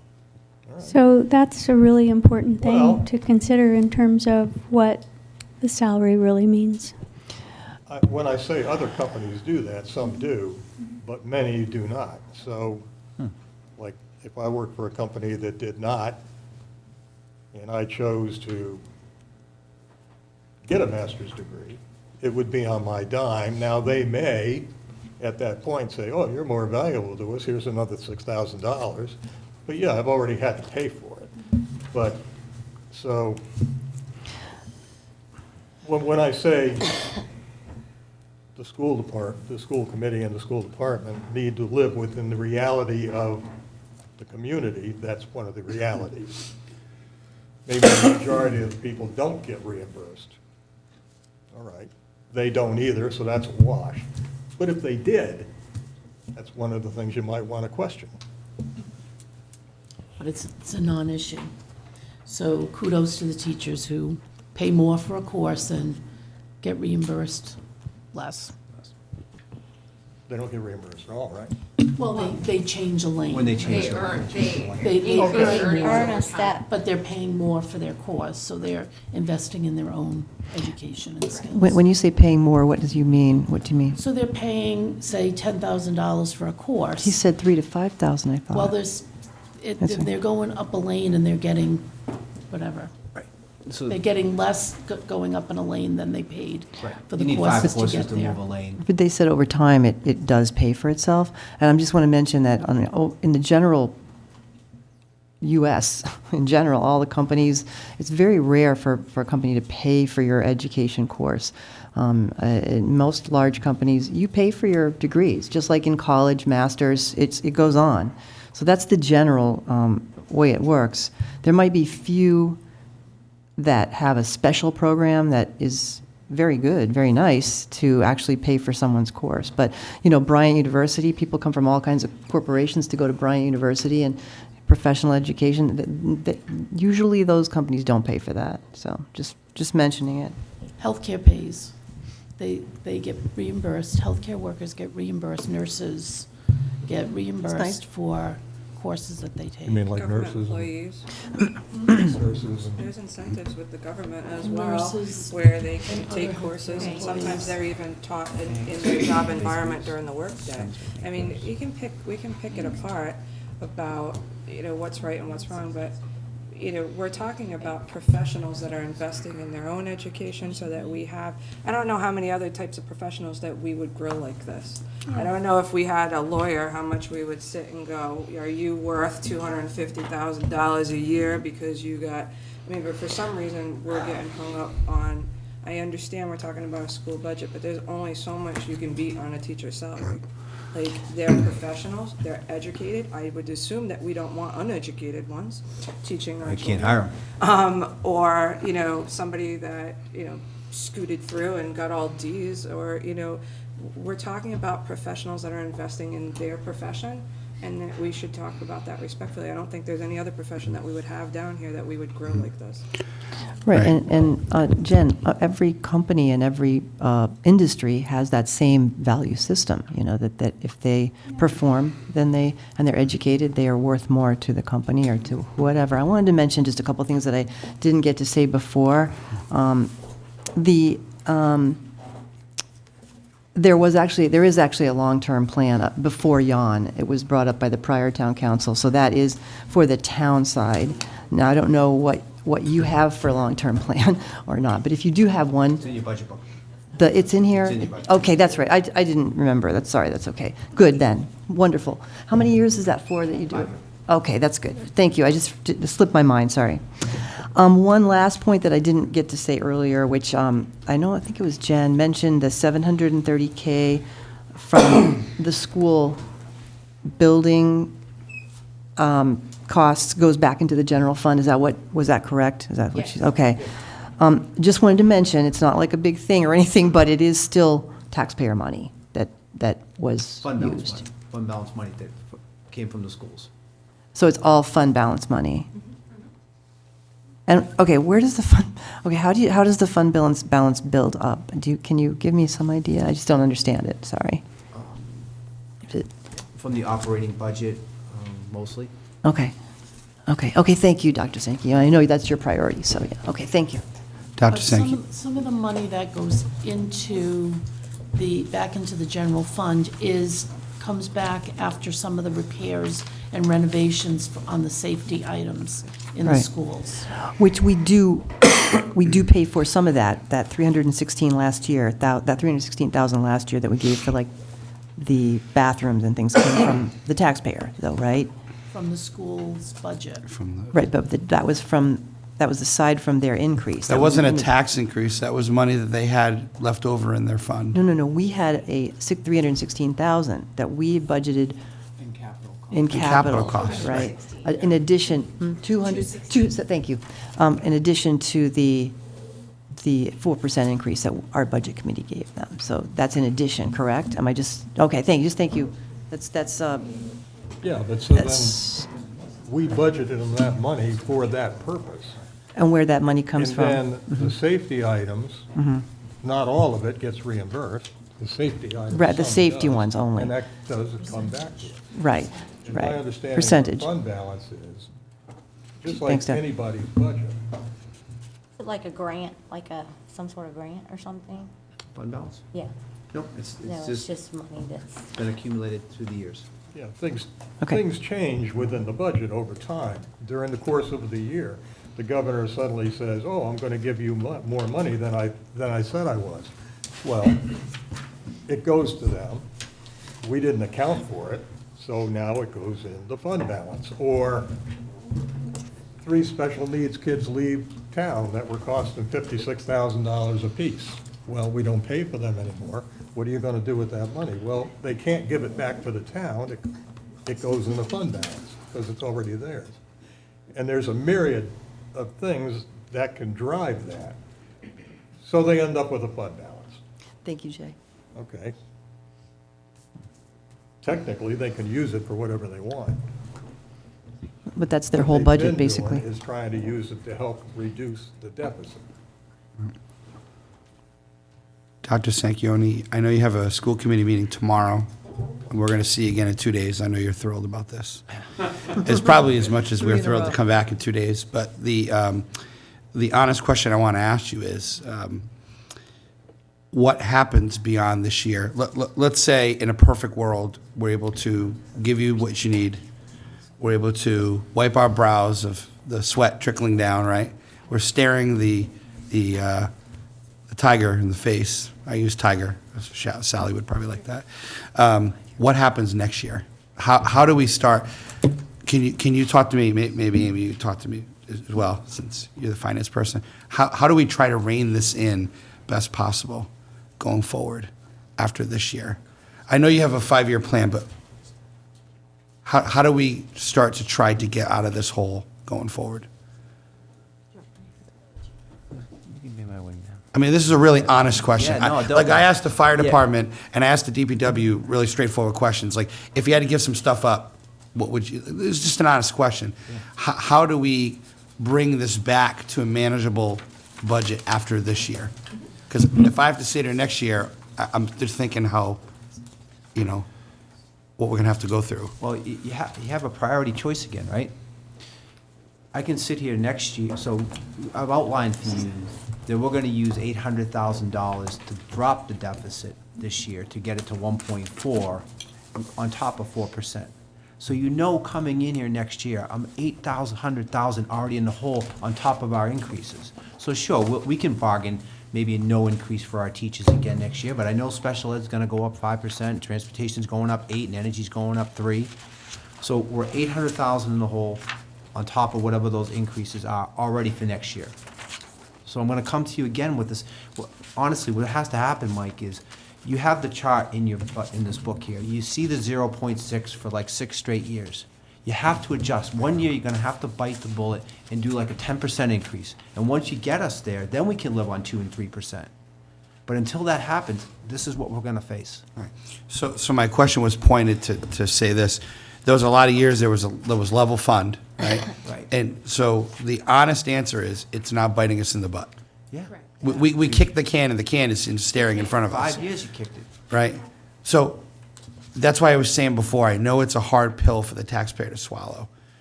And I know you're going to have to make some tough decisions in the next month or so how to figure out how to squeeze it all together. But in the end, you heard a lot of questions tonight. We appreciate the effort you're putting forward. I just want to know that when we're done, we've done our best job to put the schools where they need to be, because next year it doesn't get any easier.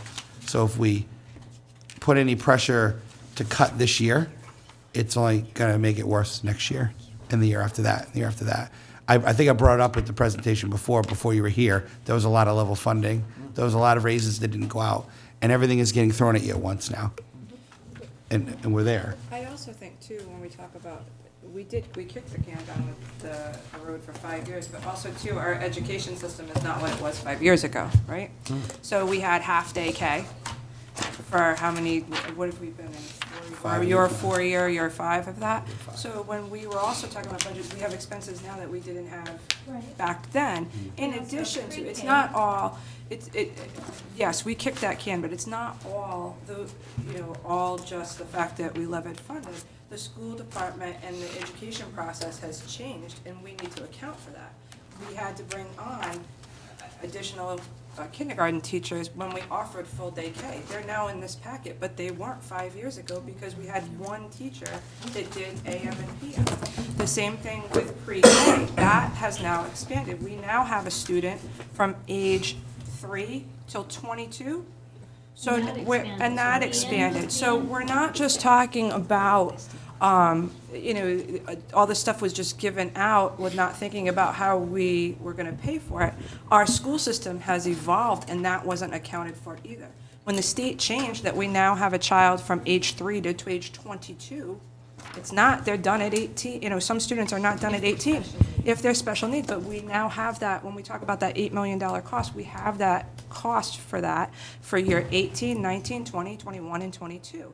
That expanded what we're going to spend because they are leaving so many years later. And we're now getting them a little earlier, but we're not, that hasn't been part of the conversation at all. And Right, but Mike to- asked what you can do about it and what they see that they can do about it. But to tag on, it's, No, their I mean state- the entire budget. but there's your state entire budget. mandates That's what he asked. that the school has, the school has already accommodated, they're coping with more program requirements with the same kind of funding. So, Dr. Larkin talked about it when we talked about special education costs and the fact that we went from $2 million to $8 million in a 6-year span. Yeah, I mean, we talk about kicking the can with the level funding, but look at the growth in that spend. That's outside of salaries, that's outside of building maintenance, that's outside of curriculum and everything else. That cost grew at that rate, and it's going to exponentially. So that's part of this. It's not just granting salaries. It's how the education system has evolved and what has to be paid for through the state mandate and federal mandate. I have a Well, question that's then. what it brings us up to the point that there are substantial outside mandates, state and federal, which are supported to some degree, but not to the full cost to the cost. to the individual towns. Unfunded And mandates. I know Dr. Sanchioni and I know Sally Black has been to the state legislature, belly aching about this, talking to them, and they're simply not hearing us. so, No, it's like I said too about regionalization and how the different states have. Oh, we heard that. Different states have already come up against this and gone, the towns can't sustain it. towns can't sustain it. So Well, other- I Connecticut, mean, California, they have the model where they California's a have perfect the example. state bucket of money, and Every they child divvy gets the it out. same. And it If the works. money comes from the state, it's around $13,000 a student. It doesn't matter if you live in Los Angeles County or if you live in San Francisco, every child gets the same dollar amount and it's distributed. But if you look at what California has done too, the school districts are regionalized. So where my family lives, you might not go to the school down the street. Your kid might be on a bus for 45 minutes, and they don't even have buses. That community has gone to where they pay for buses, but that's because the state allowed that. That's not allowed, and not that I want that either, but Rhode Island mandates that every child has to be on a bus. So, I mean, either on the state level or on the federal level, there definitely needs some help to come to communities, but it doesn't change the situation we're in today. It's a much broader conversation. Can I ask Dr. Sanchioni a question on these federal mandates and program mandates that come down to the state and then down to the local level? Who can even talk to the federal level about that? Can you argue back? Can you advocate this, that, or the other thing? Sally's saying yes. So state people go to the federal, or do local people? You do, to the federal level, okay. And no matter what, the entire country's, the influx of all those people to the federal government still doesn't change that they raised it to 22, the age and so forth, right? Okay, now, thank you for that answer. But that leads to my other question is Jen said that every special ed student has the same criteria to graduate as everyone else. Well, I love that you're doing that, but is that reasonable? Is that reasonable? I mean, there's difficult courses and things, and not everybody has the same, that's what the definition is, the different IEPs that they have and so forth. It's not a wrong thing, it's just I don't see that the criteria should be exactly the same, and that's not my purview, I understand, but I don't understand it. So, I mean, she said every student has to graduate. Right, graduations are 4 years of English, 4 years of math, 3 years of science. Oh, I see, the 3 years of social coursework. studies, a certain number of electives, 2 years of a foreign language. Oh, okay, You I have see, to- thank you. You have to take the SAT, you have to take the PSAT. Okay, thank you, that explains it. So it's the number of courses that everybody has to take for sure. Thank you very much. Doctor, can I ask you one question, Rick? 'Cause I didn't see it anywhere in this budget. Are we getting civics? Are we getting, Civics. it's embedded in our social studies courses? Yep, We already do it? we do. I mean, the governor and myself, I call it civics. We don't have a course called civics. The concepts and the theories of civics are embedded in our So social what studies is the class. governor after? Say again? What is the governor after? She has this thing where she wants to create, I took it, Yeah. to me, it sounded like what we probably all went through. When I was in high school, there was a course called civics. Right. And you learned about government, you learned about how to vote, you learned what a checkbook was, you know, those little things, which. Huh? Yeah, you read the Constitution, and you knew what the Bill of Rights was, and you realized that what's on the Statue of Liberty isn't in the Bill of Rights, and that kind of thing. So, we do that already? Yeah, it's just embedded in, some of the stuff's in US history, some of that stuff's in, and the middle school has it too, right? So,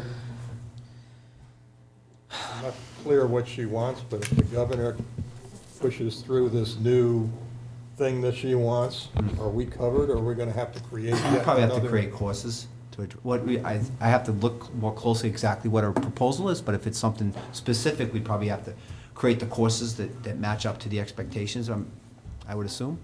Which might require another teacher or two, Well, it probably comes unfunded. which would be Usually does. unfunded. Mr. Edwards, just a question. Is that the governor that's pushing that, or is that the state legislature? I thought I had read bills being introduced I'm at not the sure. legislative level No, for that. I'm not even clear what It is, the whole thing is.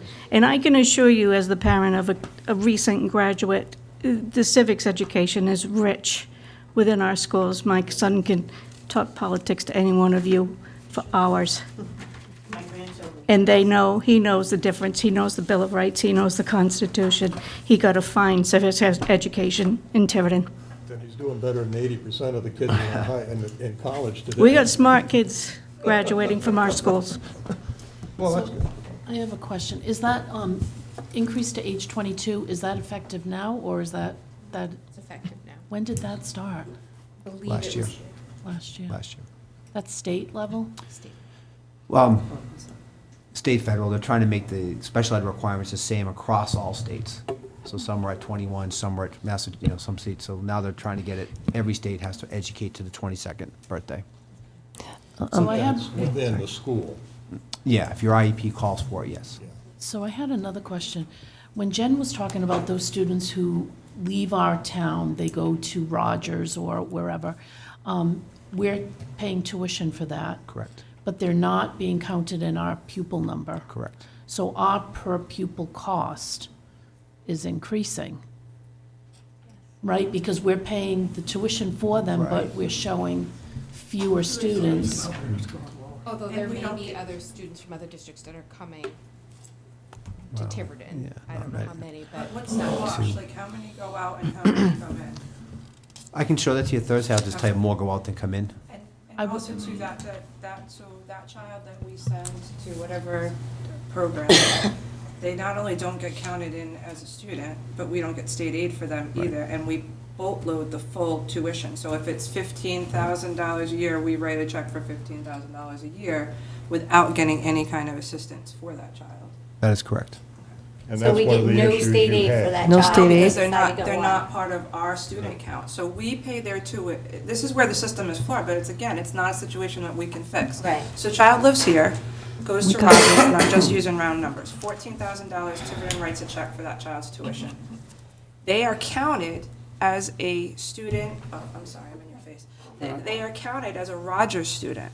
So now Rogers gets the Gets state the- aid right, for that child as part of their account. But technically, that child is here, but it drives our number down, but we're actually paying out.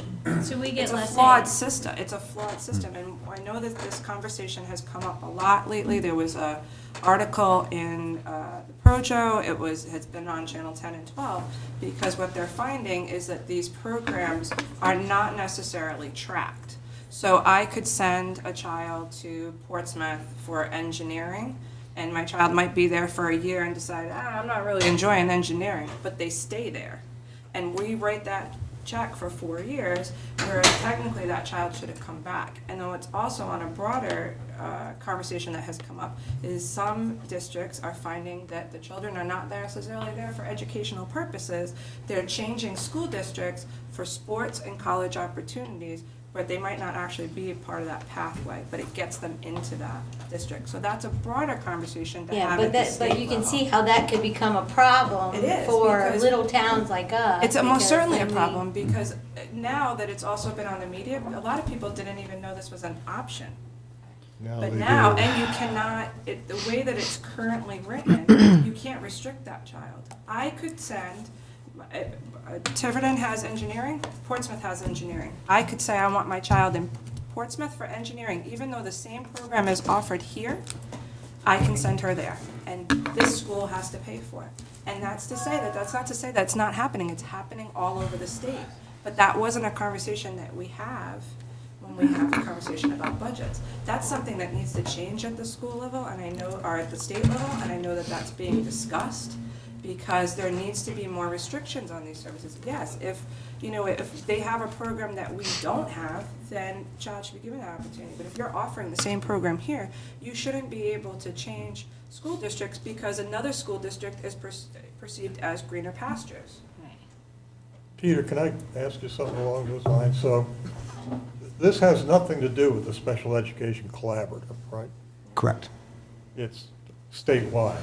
So technically, a Tiverton parent could send their kid to Carahoe, Yes, and vice versa. correct. And you have no means whatever to verify course taken? We do now. Oh, you do now? We do now, right. And you can track, and you probably will though. We started this year, and we do track it, and we've reached out to those schools, and matter of fact, I've said to them, every time you send a bill, send the transcript. So this is something the educators have developed on their own. I'm sure the state's not encouraging it. There's no requirement for that. So you but- guys all got together and say, look, we got to beat this horse somehow. Right, and we've also, to Jen's point, we've gone and spoke to our legislators, and we've gone to RIDE and talked about the inequity of the charging us the per pupil expenditure. It's not a fair amount to charge us, because that per pupil is based upon all of our staff and all of our programs. But as you've all identified, when that one student leaves, we don't drop our expenses by 14,000. So the corollary, and I spoke to the people at RIDE about this. Again, I worked in Massachusetts. In Massachusetts, it's $5,000. You don't lose per pupil. You penalize a district significantly for that. $5,000 is a little reason. Well, yeah, you pick up a kid, you get $5,000. The sending district sends $5,000. You still don't like it, but okay, you can live with it.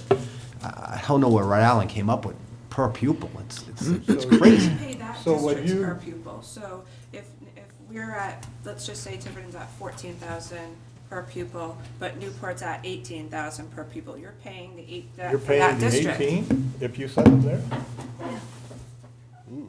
Right. It's wrong. So this is It's a just flawed not- system. Yeah, This is it's- and And that's that CTE thing.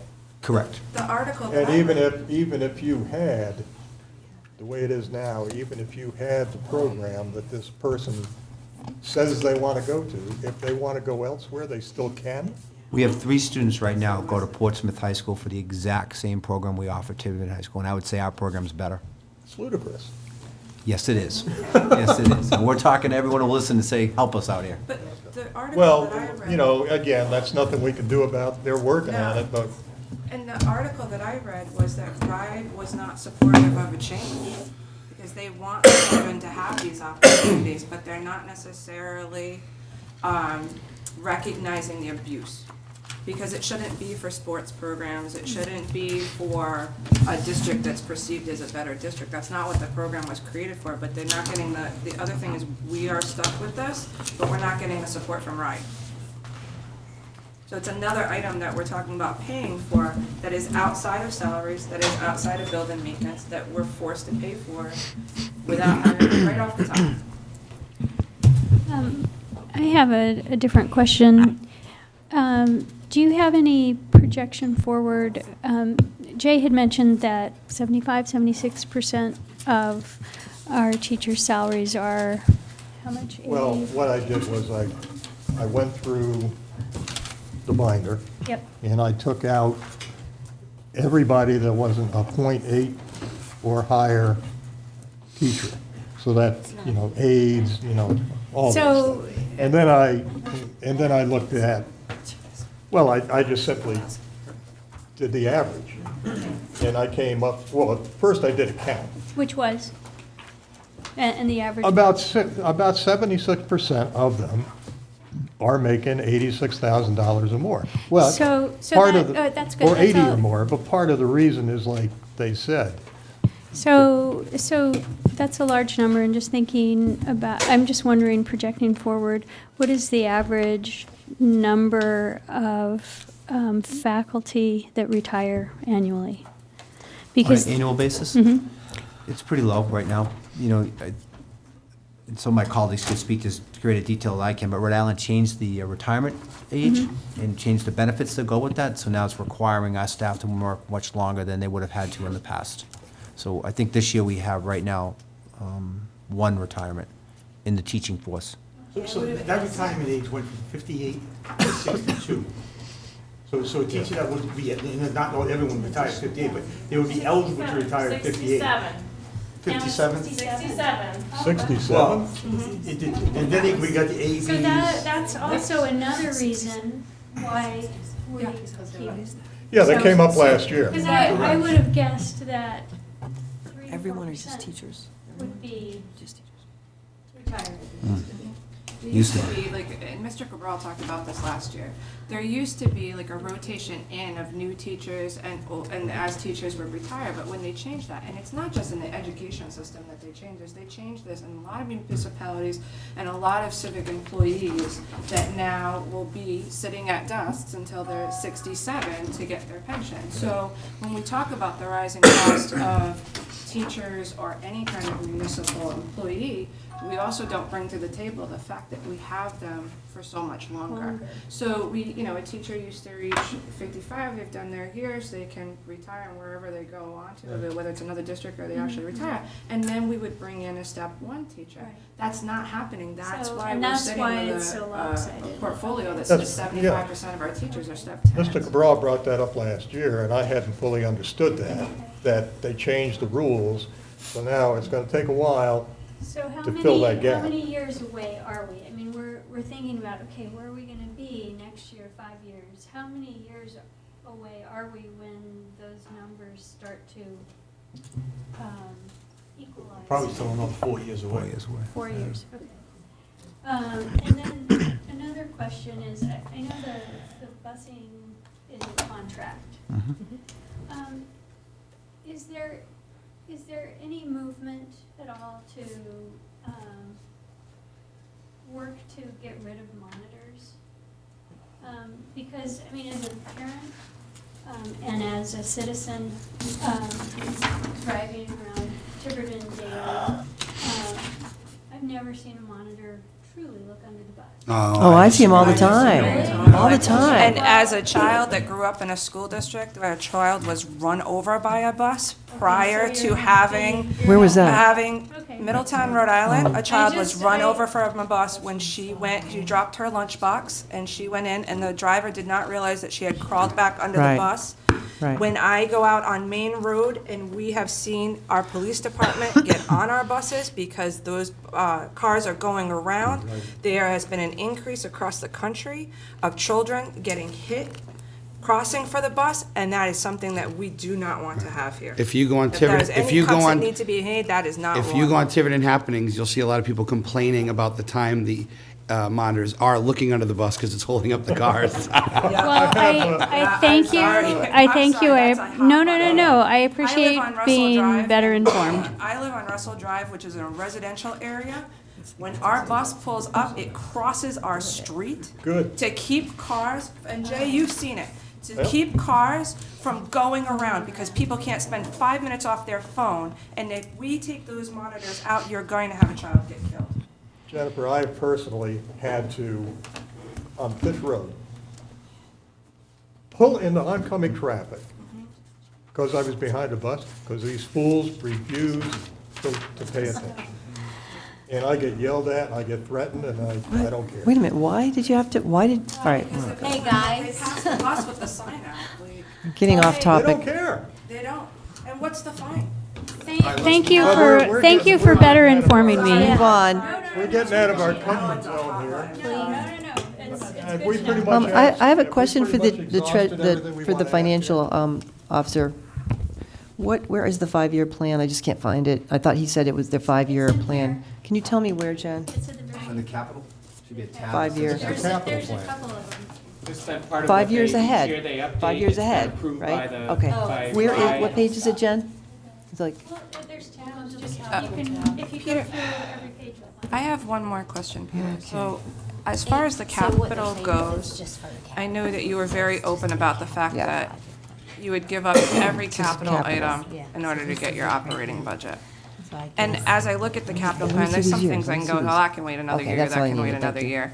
I'd And be it's cheap. disappointed to It's see off, I some of know. them go, like, I think we made a huge stride with starting the bathrooms and, that had to go.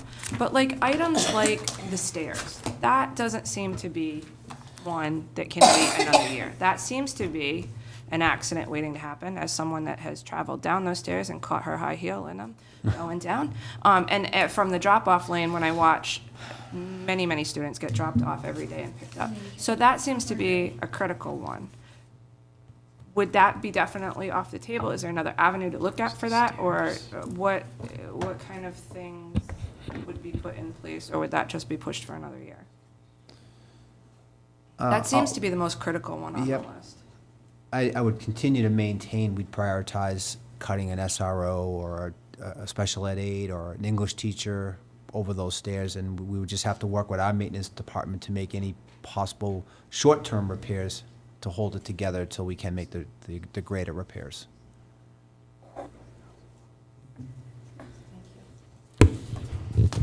Okay, I think we've sort of exhausted this horse.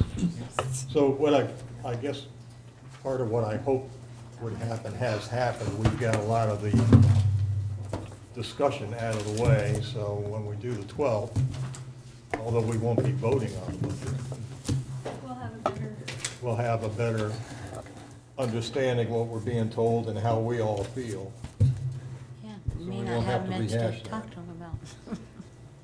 Well, I think we have to look at the actual numbers. I mean, we've Well- narrowed it down. Well, we're going to get there. Thank you, Doctor. We appreciate you coming. Pleasure working with you. We'll see you Thursday night. Thank you. Thank you, everyone, for Yeah. taking By the time. way, whoever did the binders this year did a great job. There's all kinds of information in here that wasn't in there. They did a really good All your job. questions last year, we tried to Yeah, anticipate. that's what I was gonna say. You guys put a lot of information. Isn't it amazing how calm things can be?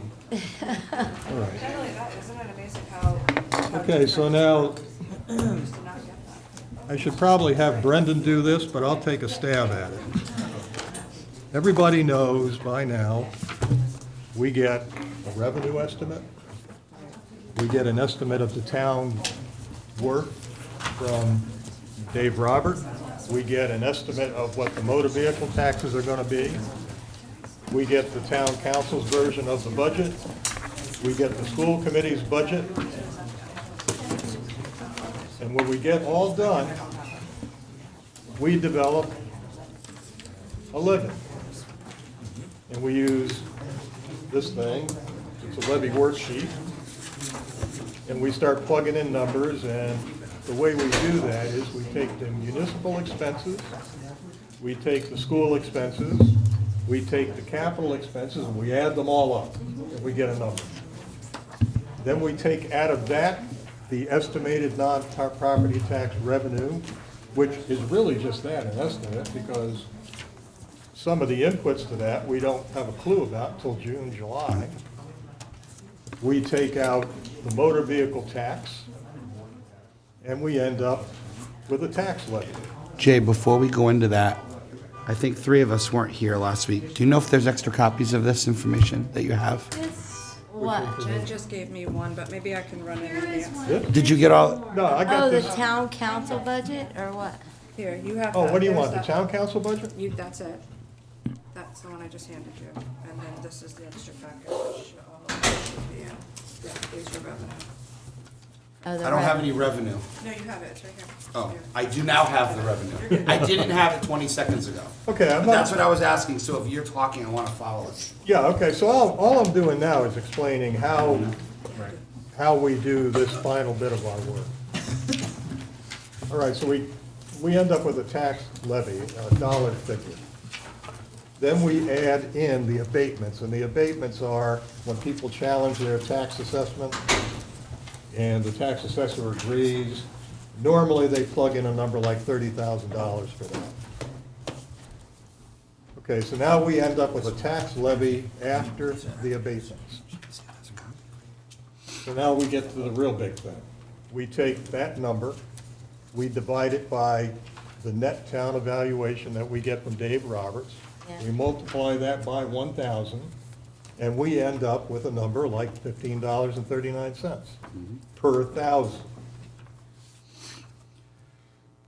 So I sent everybody Dave Roberts' estimation of the town evaluation. And you probably noticed it only went up about 10 million bucks. Yeah. And his estimation of the motor vehicle tax number. And we now have the town council's budget for the municipal side, which we can change. And come Thursday, we will have the voted upon school department budget. So what I did was, I'm not going to share it with anybody, I'm just going to tell you that I took this and plugged in the new numbers that we sort of know, and it ain't pretty, folks. Not pretty at all. If you do it yourselves, you're going to, I gave it to 2 other people to fact check it for me because I couldn't believe what I was seeing. So anyway, that's this. So everybody, all of us except Tom have done this before, so we got a good idea of what it was. We don't have Jeff Karen, who was really good at this with us, but we do have Brendan, and he's done it once before. And Tom, And we do have last year's yeah, we have spreadsheet. last year's Yeah, and we're gonna have Tom, who's gonna be our resident math genius and keep us out of trouble. You don't want to say on the microphone what that number looks like? No, because it's not official, and I'm not, That's okay. I'm not comfortable with it. Well, I especially think I'm till the doing school something gives us wrong with it. their Yeah. No, it wouldn't be response fair. And this is when we start Yeah. to pick away. I'm just saying that I see some things that scare me, and I gave a copy to Brendan, I gave a copy to Tom. If they can peruse it and say, oh, you fool, you did this wrong, I'll go, "Phew, thank God. Well, I But don't if- know. But if they say, you're not only right, I'm scared too, then. Okay, I talked to the town council. They have not discussed or modified resolutions at all. They put their own in, like, I know Well, they did. Yeah, But I mean, wanted because to know last year. if they had gone through theirs and maybe added, subtracted, or modified, and they have not done that yet. Because last year, we spent a lot of time on this, and then we were kind of duplicating the work because they were going to enter the same ones that we did. It would be better if we didn't do that, Yeah. because there was like, what, 18 resolutions? Yeah, and then our wording was off just a little bit. I think it's better just to see what they're going to present, and then we just add in what we need to add think in, we can because do if that. not, we're wasting time. And like I said, we probably could, I won't say we couldn't, we probably should not do a resolution about casino money. I mean, that horse is left. We could make a broad policy statement that, you know, we think this is not the way to do it, but is that any good? I don't know. I think we just have to be mindful as we're plotting it out, that, like I said earlier, one, it's 10-year window, and two, what should that be Yeah. allocated to? Because when it expires, we're going to get hit with that increase. We're gonna be worse than this year. And everybody does have a copy of the revenue estimates. Okay, so on the 12th, we have nothing but, well, we had the school committee. I also put in budget docket development, stuff like that. Our big job is the school committee and the school budget on the 12th. And we're not going to vote on it. However, the following week, we have to start voting. But, food for thought, in the past, we've voted on, they've come and presented, and then the following week, we have voted on that, because it's such a big portion of the budget. And then and we've done that one first, so that they're able to know what number they're working with, and also, kind of where, so they can start to make their changes based on. We voted on that one first in the past. Well, keep in mind, everybody here is aware that the town council went through the municipal side budget, like Sherman through Georgia. I mean, it has been decimated. So I'll just throw this out there. If we do what you suggest and we approve the school budget, by default, we've approved the town. Well, we can, because There's nothing left to cut in the municipal budget. we can always reopen though, right? Because in the past, what We we've done is can. we voted for numbers, and then we get it up on the docket, and we go, oh, wait a minute, that's way too much of an increase, let's go back. Well, yeah, And we we've can do voted that. to reopen and adjust. We could do that, and we could put the docket up, the worksheet up there, and see how terrible it's gonna be. Right. Because sometimes you have to plug it in before you get to the, oh, okay, back to the drawing board. Well, it's like looking at a graph, a graph is a lot more visible than just a bunch of numbers and percentages. When you look at a graph, you go, That's why I was "Holy saying crap." it was, and it's, well, no, well. I didn't see it. I'm just, to me, it doesn't really, it doesn't matter. So, is everybody, do we have anything more to discuss? I just had a question. Yes. You handed out once a budget transfers document. What did you? Nothing's been added to that yet. Well, I just want to know what you intended with that, for us to look at that. What do you want? The only thing that thing was designed to do, in like 2 years ago, or it might have been my second year on the budget committee, I ran across transfers, and some of them were a lot, and I said, wow, how does this work? So I went to the beginning of that budget cycle, and I went through all the town council minutes, and I extracted all the transfers. Yeah. Just like 'Cause there could what be I money. gave you, what was taken, how much, where did it go, and who wanted that done. And at that time, I had 4 or 5 pages. I mean, that town council was moving money around everywhere. So this year, I said, this is kind of interesting. So all I wanted to do is I had thought there would be more. So when you're voting on Public Works budget, you could look at that and say, that's funny. They want $40,000 for the bulldozer, but they gave $20,000 away, so obviously, you could infer that they didn't really need it.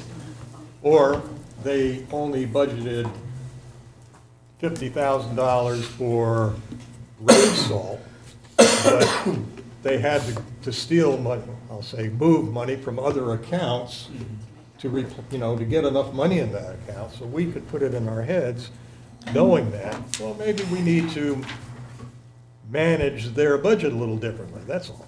I wouldn't, that's the only thing I'm Okay. trying But to. your budget is just your best guess. Yes, it And is. things happen, so there have to be transfers in order to manage the budget. Denise did say that there have not been a lot of transfers, but she expects that there will be more as we get closer to the end of the fiscal year. Oh, yeah, I because it think doesn't look too bad right now. Yeah. Denise did tell me, remind me tonight again. She said there's no other way to put this. She's told all the departments to spend it or lose it. Right.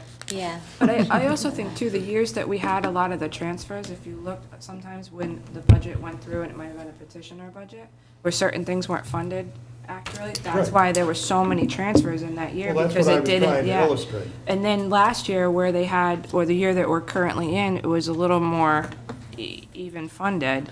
I think that's also played into where it hasn't been so much, and also too, no snow. Some of those years that they had a ton of transfers, that was like the worst snow year ever, where they had to pull it out of every bucket in order to get the streets plowed.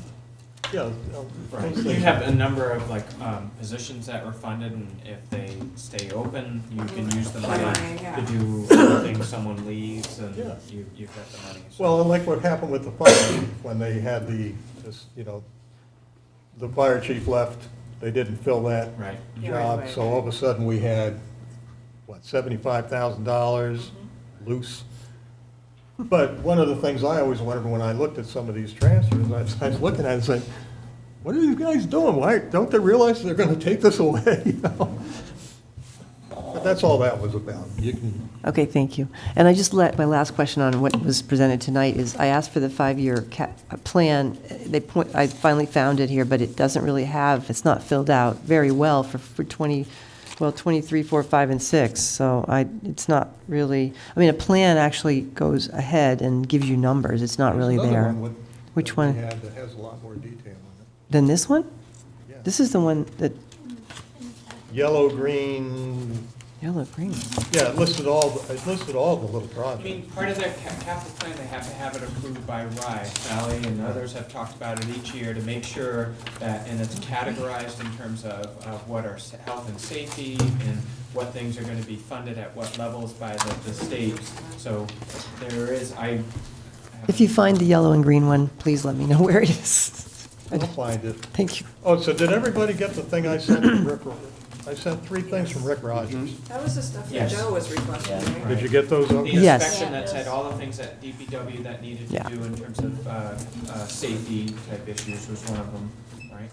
Yeah, and I think I put a little comment up there. Well, no, I sent Joe a little zinger that basically, I went through all that stuff, and there was nothing in there that is not OSHA generated, pretty much. So if the trust is inspecting, they're obviously using an OSHA checkoff sheet.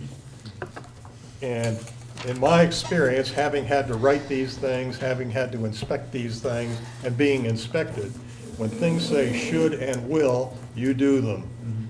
When they say may or can, pick your battles. It's probably just easier to do them, unless they cost a ton of money. Arguing, I'm fine with it. Yes, Sally? Just a short, quick comment. A lot of questions about the capital plan. Whoever was here on the Budget Committee will remember, about 5 years ago, we asked the Budget Committee to put money in our budget so we could hire an outside person, outside people, to come in and look at the 5 schools and tell us what we needed, put them in order of priority. It's a huge, thick document like this. When we had our co-meeting with the Budget Committee and the Town Council that year, we presented the whole plan to everybody. And it's a huge document, and that's what we work off. But as you said, we have to have everything approved by RIDE. We have to have a standing building committee. That's why we didn't get the reimbursement for the sewer, because we didn't have one at the time, $700,000. We had to pay the whole thing. But now we get it all back, and as we said, it comes, if you do a bond for like the roofs and boilers, then the reimbursement that comes back to the town goes to pay for that bond. But if you do it out of your fund balance, it's different. The reimbursement comes back to the town, but we can do whatever we want with it, the town itself, you and I and the schools and everybody else. So my thought was, we should have a capital plan for the schools in the town with that money, like the 700,000 that came back from the state to the schools. We gave it to the town. If we had a restricted capital account for both sides now to take money out of there, it's not going to raise the taxes because we already have it. So why throw it into the black hole of the, general fund? So I'm just saying it's something to think about because that money's coming back. It's already, taxpayers have already paid for it. And we wouldn't be asking them for extra money to pay for steps or whatever the town needs. That's just a thought. It's a good thought. So that's the difference. The fund balance money goes, it's not from taxation, but the bond money is. And so we've really, yes, it is. We've paid that through taxes, and then it comes back to us. So it's already, we paid for it, we come back to it. Comes back. The fund balance does come from tax dollars in a way. Why did he say, ask the question? Well, it comes from tax dollars because if you had the budget and a child moved, that money went, that was allocated. Why didn't you say that at the time? I asked the question, you didn't come forward with that information at the time. That's why I'm just asking. With the ceiling tiles, when they I replaced the said lights on the ceiling earlier. tiles, that $700,000. I asked him about back it. from That's running okay. right into the general fund. Yeah, so The school department spent it out of the fund Yes, balance. right, so we have the and fund it balance. came back to the Yeah, town. we have the fund balance. So in 2011-12, the Budget Committee asked the schools, if you get a 2011-12 docket, it'll say on it, school operations, and then it'll say capital under it. And at that time, the Budget Committee said, could the schools possibly blend in their own capital with their operations and stop paying for it? Because other towns like Portsmouth will have warrants for all that stuff, but we don't have that here. So we said yes, and that's what we did. We started putting money aside, if we had it, for this capital fund, and started paying for things. So when we did the roofs and boilers, what happened with the roofs was everything was a mess. The tiles, you look up at them and they were full of mildew. That's not good for teachers or staff. So we said, how can we put this back up? All this horrible stuff. So we voted to put $1.3 million for all new tiles at the high school and middle school and new lights. So the lights, don't forget, will bring down the energy costs, whereas the town did the lights, but they're paying for it. You won't get your money back till they finish paying for it. We're going to get it back right away. So, I mean, these are just little decisions. Just because you asked, I came up to let you know. So if a bond's voted on, the money that comes back to the town goes to pay for the bond, like the 3 elementary schools, the roofs and boilers. But if we take it out of our capital fund that we'll put aside for capital, our fund balance, it comes back to the town, and it doesn't have to pay for the bond we already paid. We took it out of our thing, we paid for it, and now the reimbursement comes back. So that was my idea, to have a restricted capital fund. Wait, you said it comes out of our thing? Can you just tell me what you meant by that?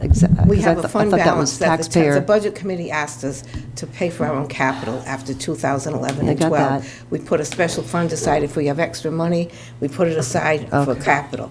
You see what I Okay, mean? a special So it's all fund. taxpayer So money, if- of course. if- The reimbursable money goes back to the town's general fund. Right. Yeah. It And doesn't what come- Sally is saying, that money is the town's money, but it really came from the schools. Right. The school budget from the taxpayer before that. Yeah. Right. Correct. So if you had, your $30 million budget, but 2 children moved away and they no longer, so now you had, $100,000 extra, that money went into the fund balance. But then they use that money to reinvest in the school department so that it's not asking the taxpayers, once again, to buy the light bulbs and the tiles, and then the town got the money back.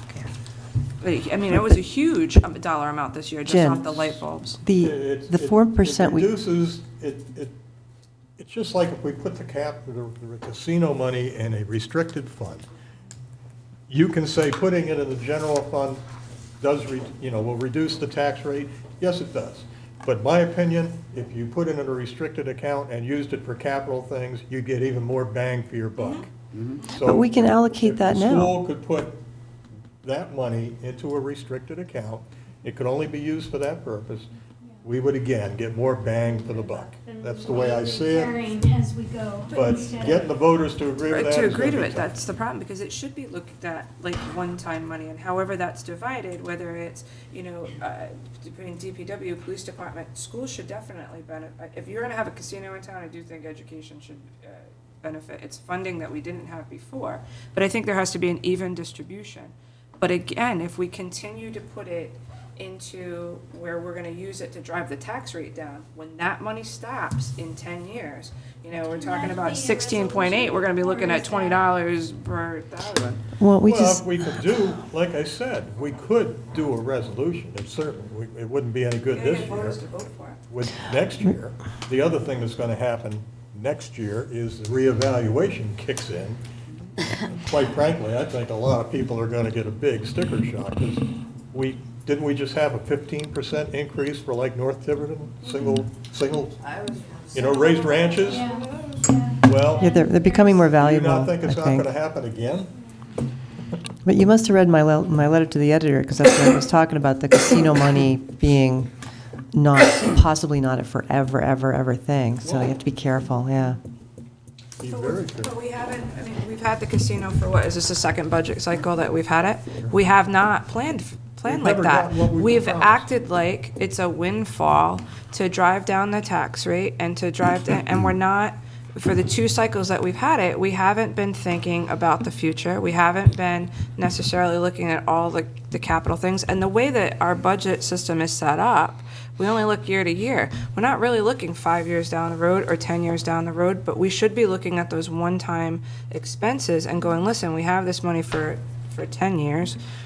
What kind of holes can we get out of, and where can, so that we don't end up in a hole 10 Well, years Jan down was the road. doing it 5 years. He's doing 5 years, and no matter how you spend the money, you have to watch out not to increase whatever, so that we No, can't do it pay I- it later if it's gone. I agree Whether with you, it's but tax when we've put it or into the spending, general fund and anything. counted it as revenue, and we used it to drive the tax rate down. Not only did- that. No, not only that. It drives the tax rate. It's not only that. But Jay, it Jay, hasn't- can we get moving? Yeah. I love all you guys, I want to get moving. I'm tired, I've kind of being sick. This sort of carries Sorry. over, we're at the end of the agenda. The only administrative item is, we're doing this again on the 12th, and then after the 12th, we're gonna start getting hot and heavy on voting on things. Well, maybe the 12th will be shorter now. Maybe we won't have as much. That's And right. that's the only thing we have on the docket that day, right? School. Is school. And docket development, discussion of the resolutions. We may have resolutions from the town council, I don't know. Revenue estimates and what have you. Can I move here? You can if you want. All those in favor? Aye.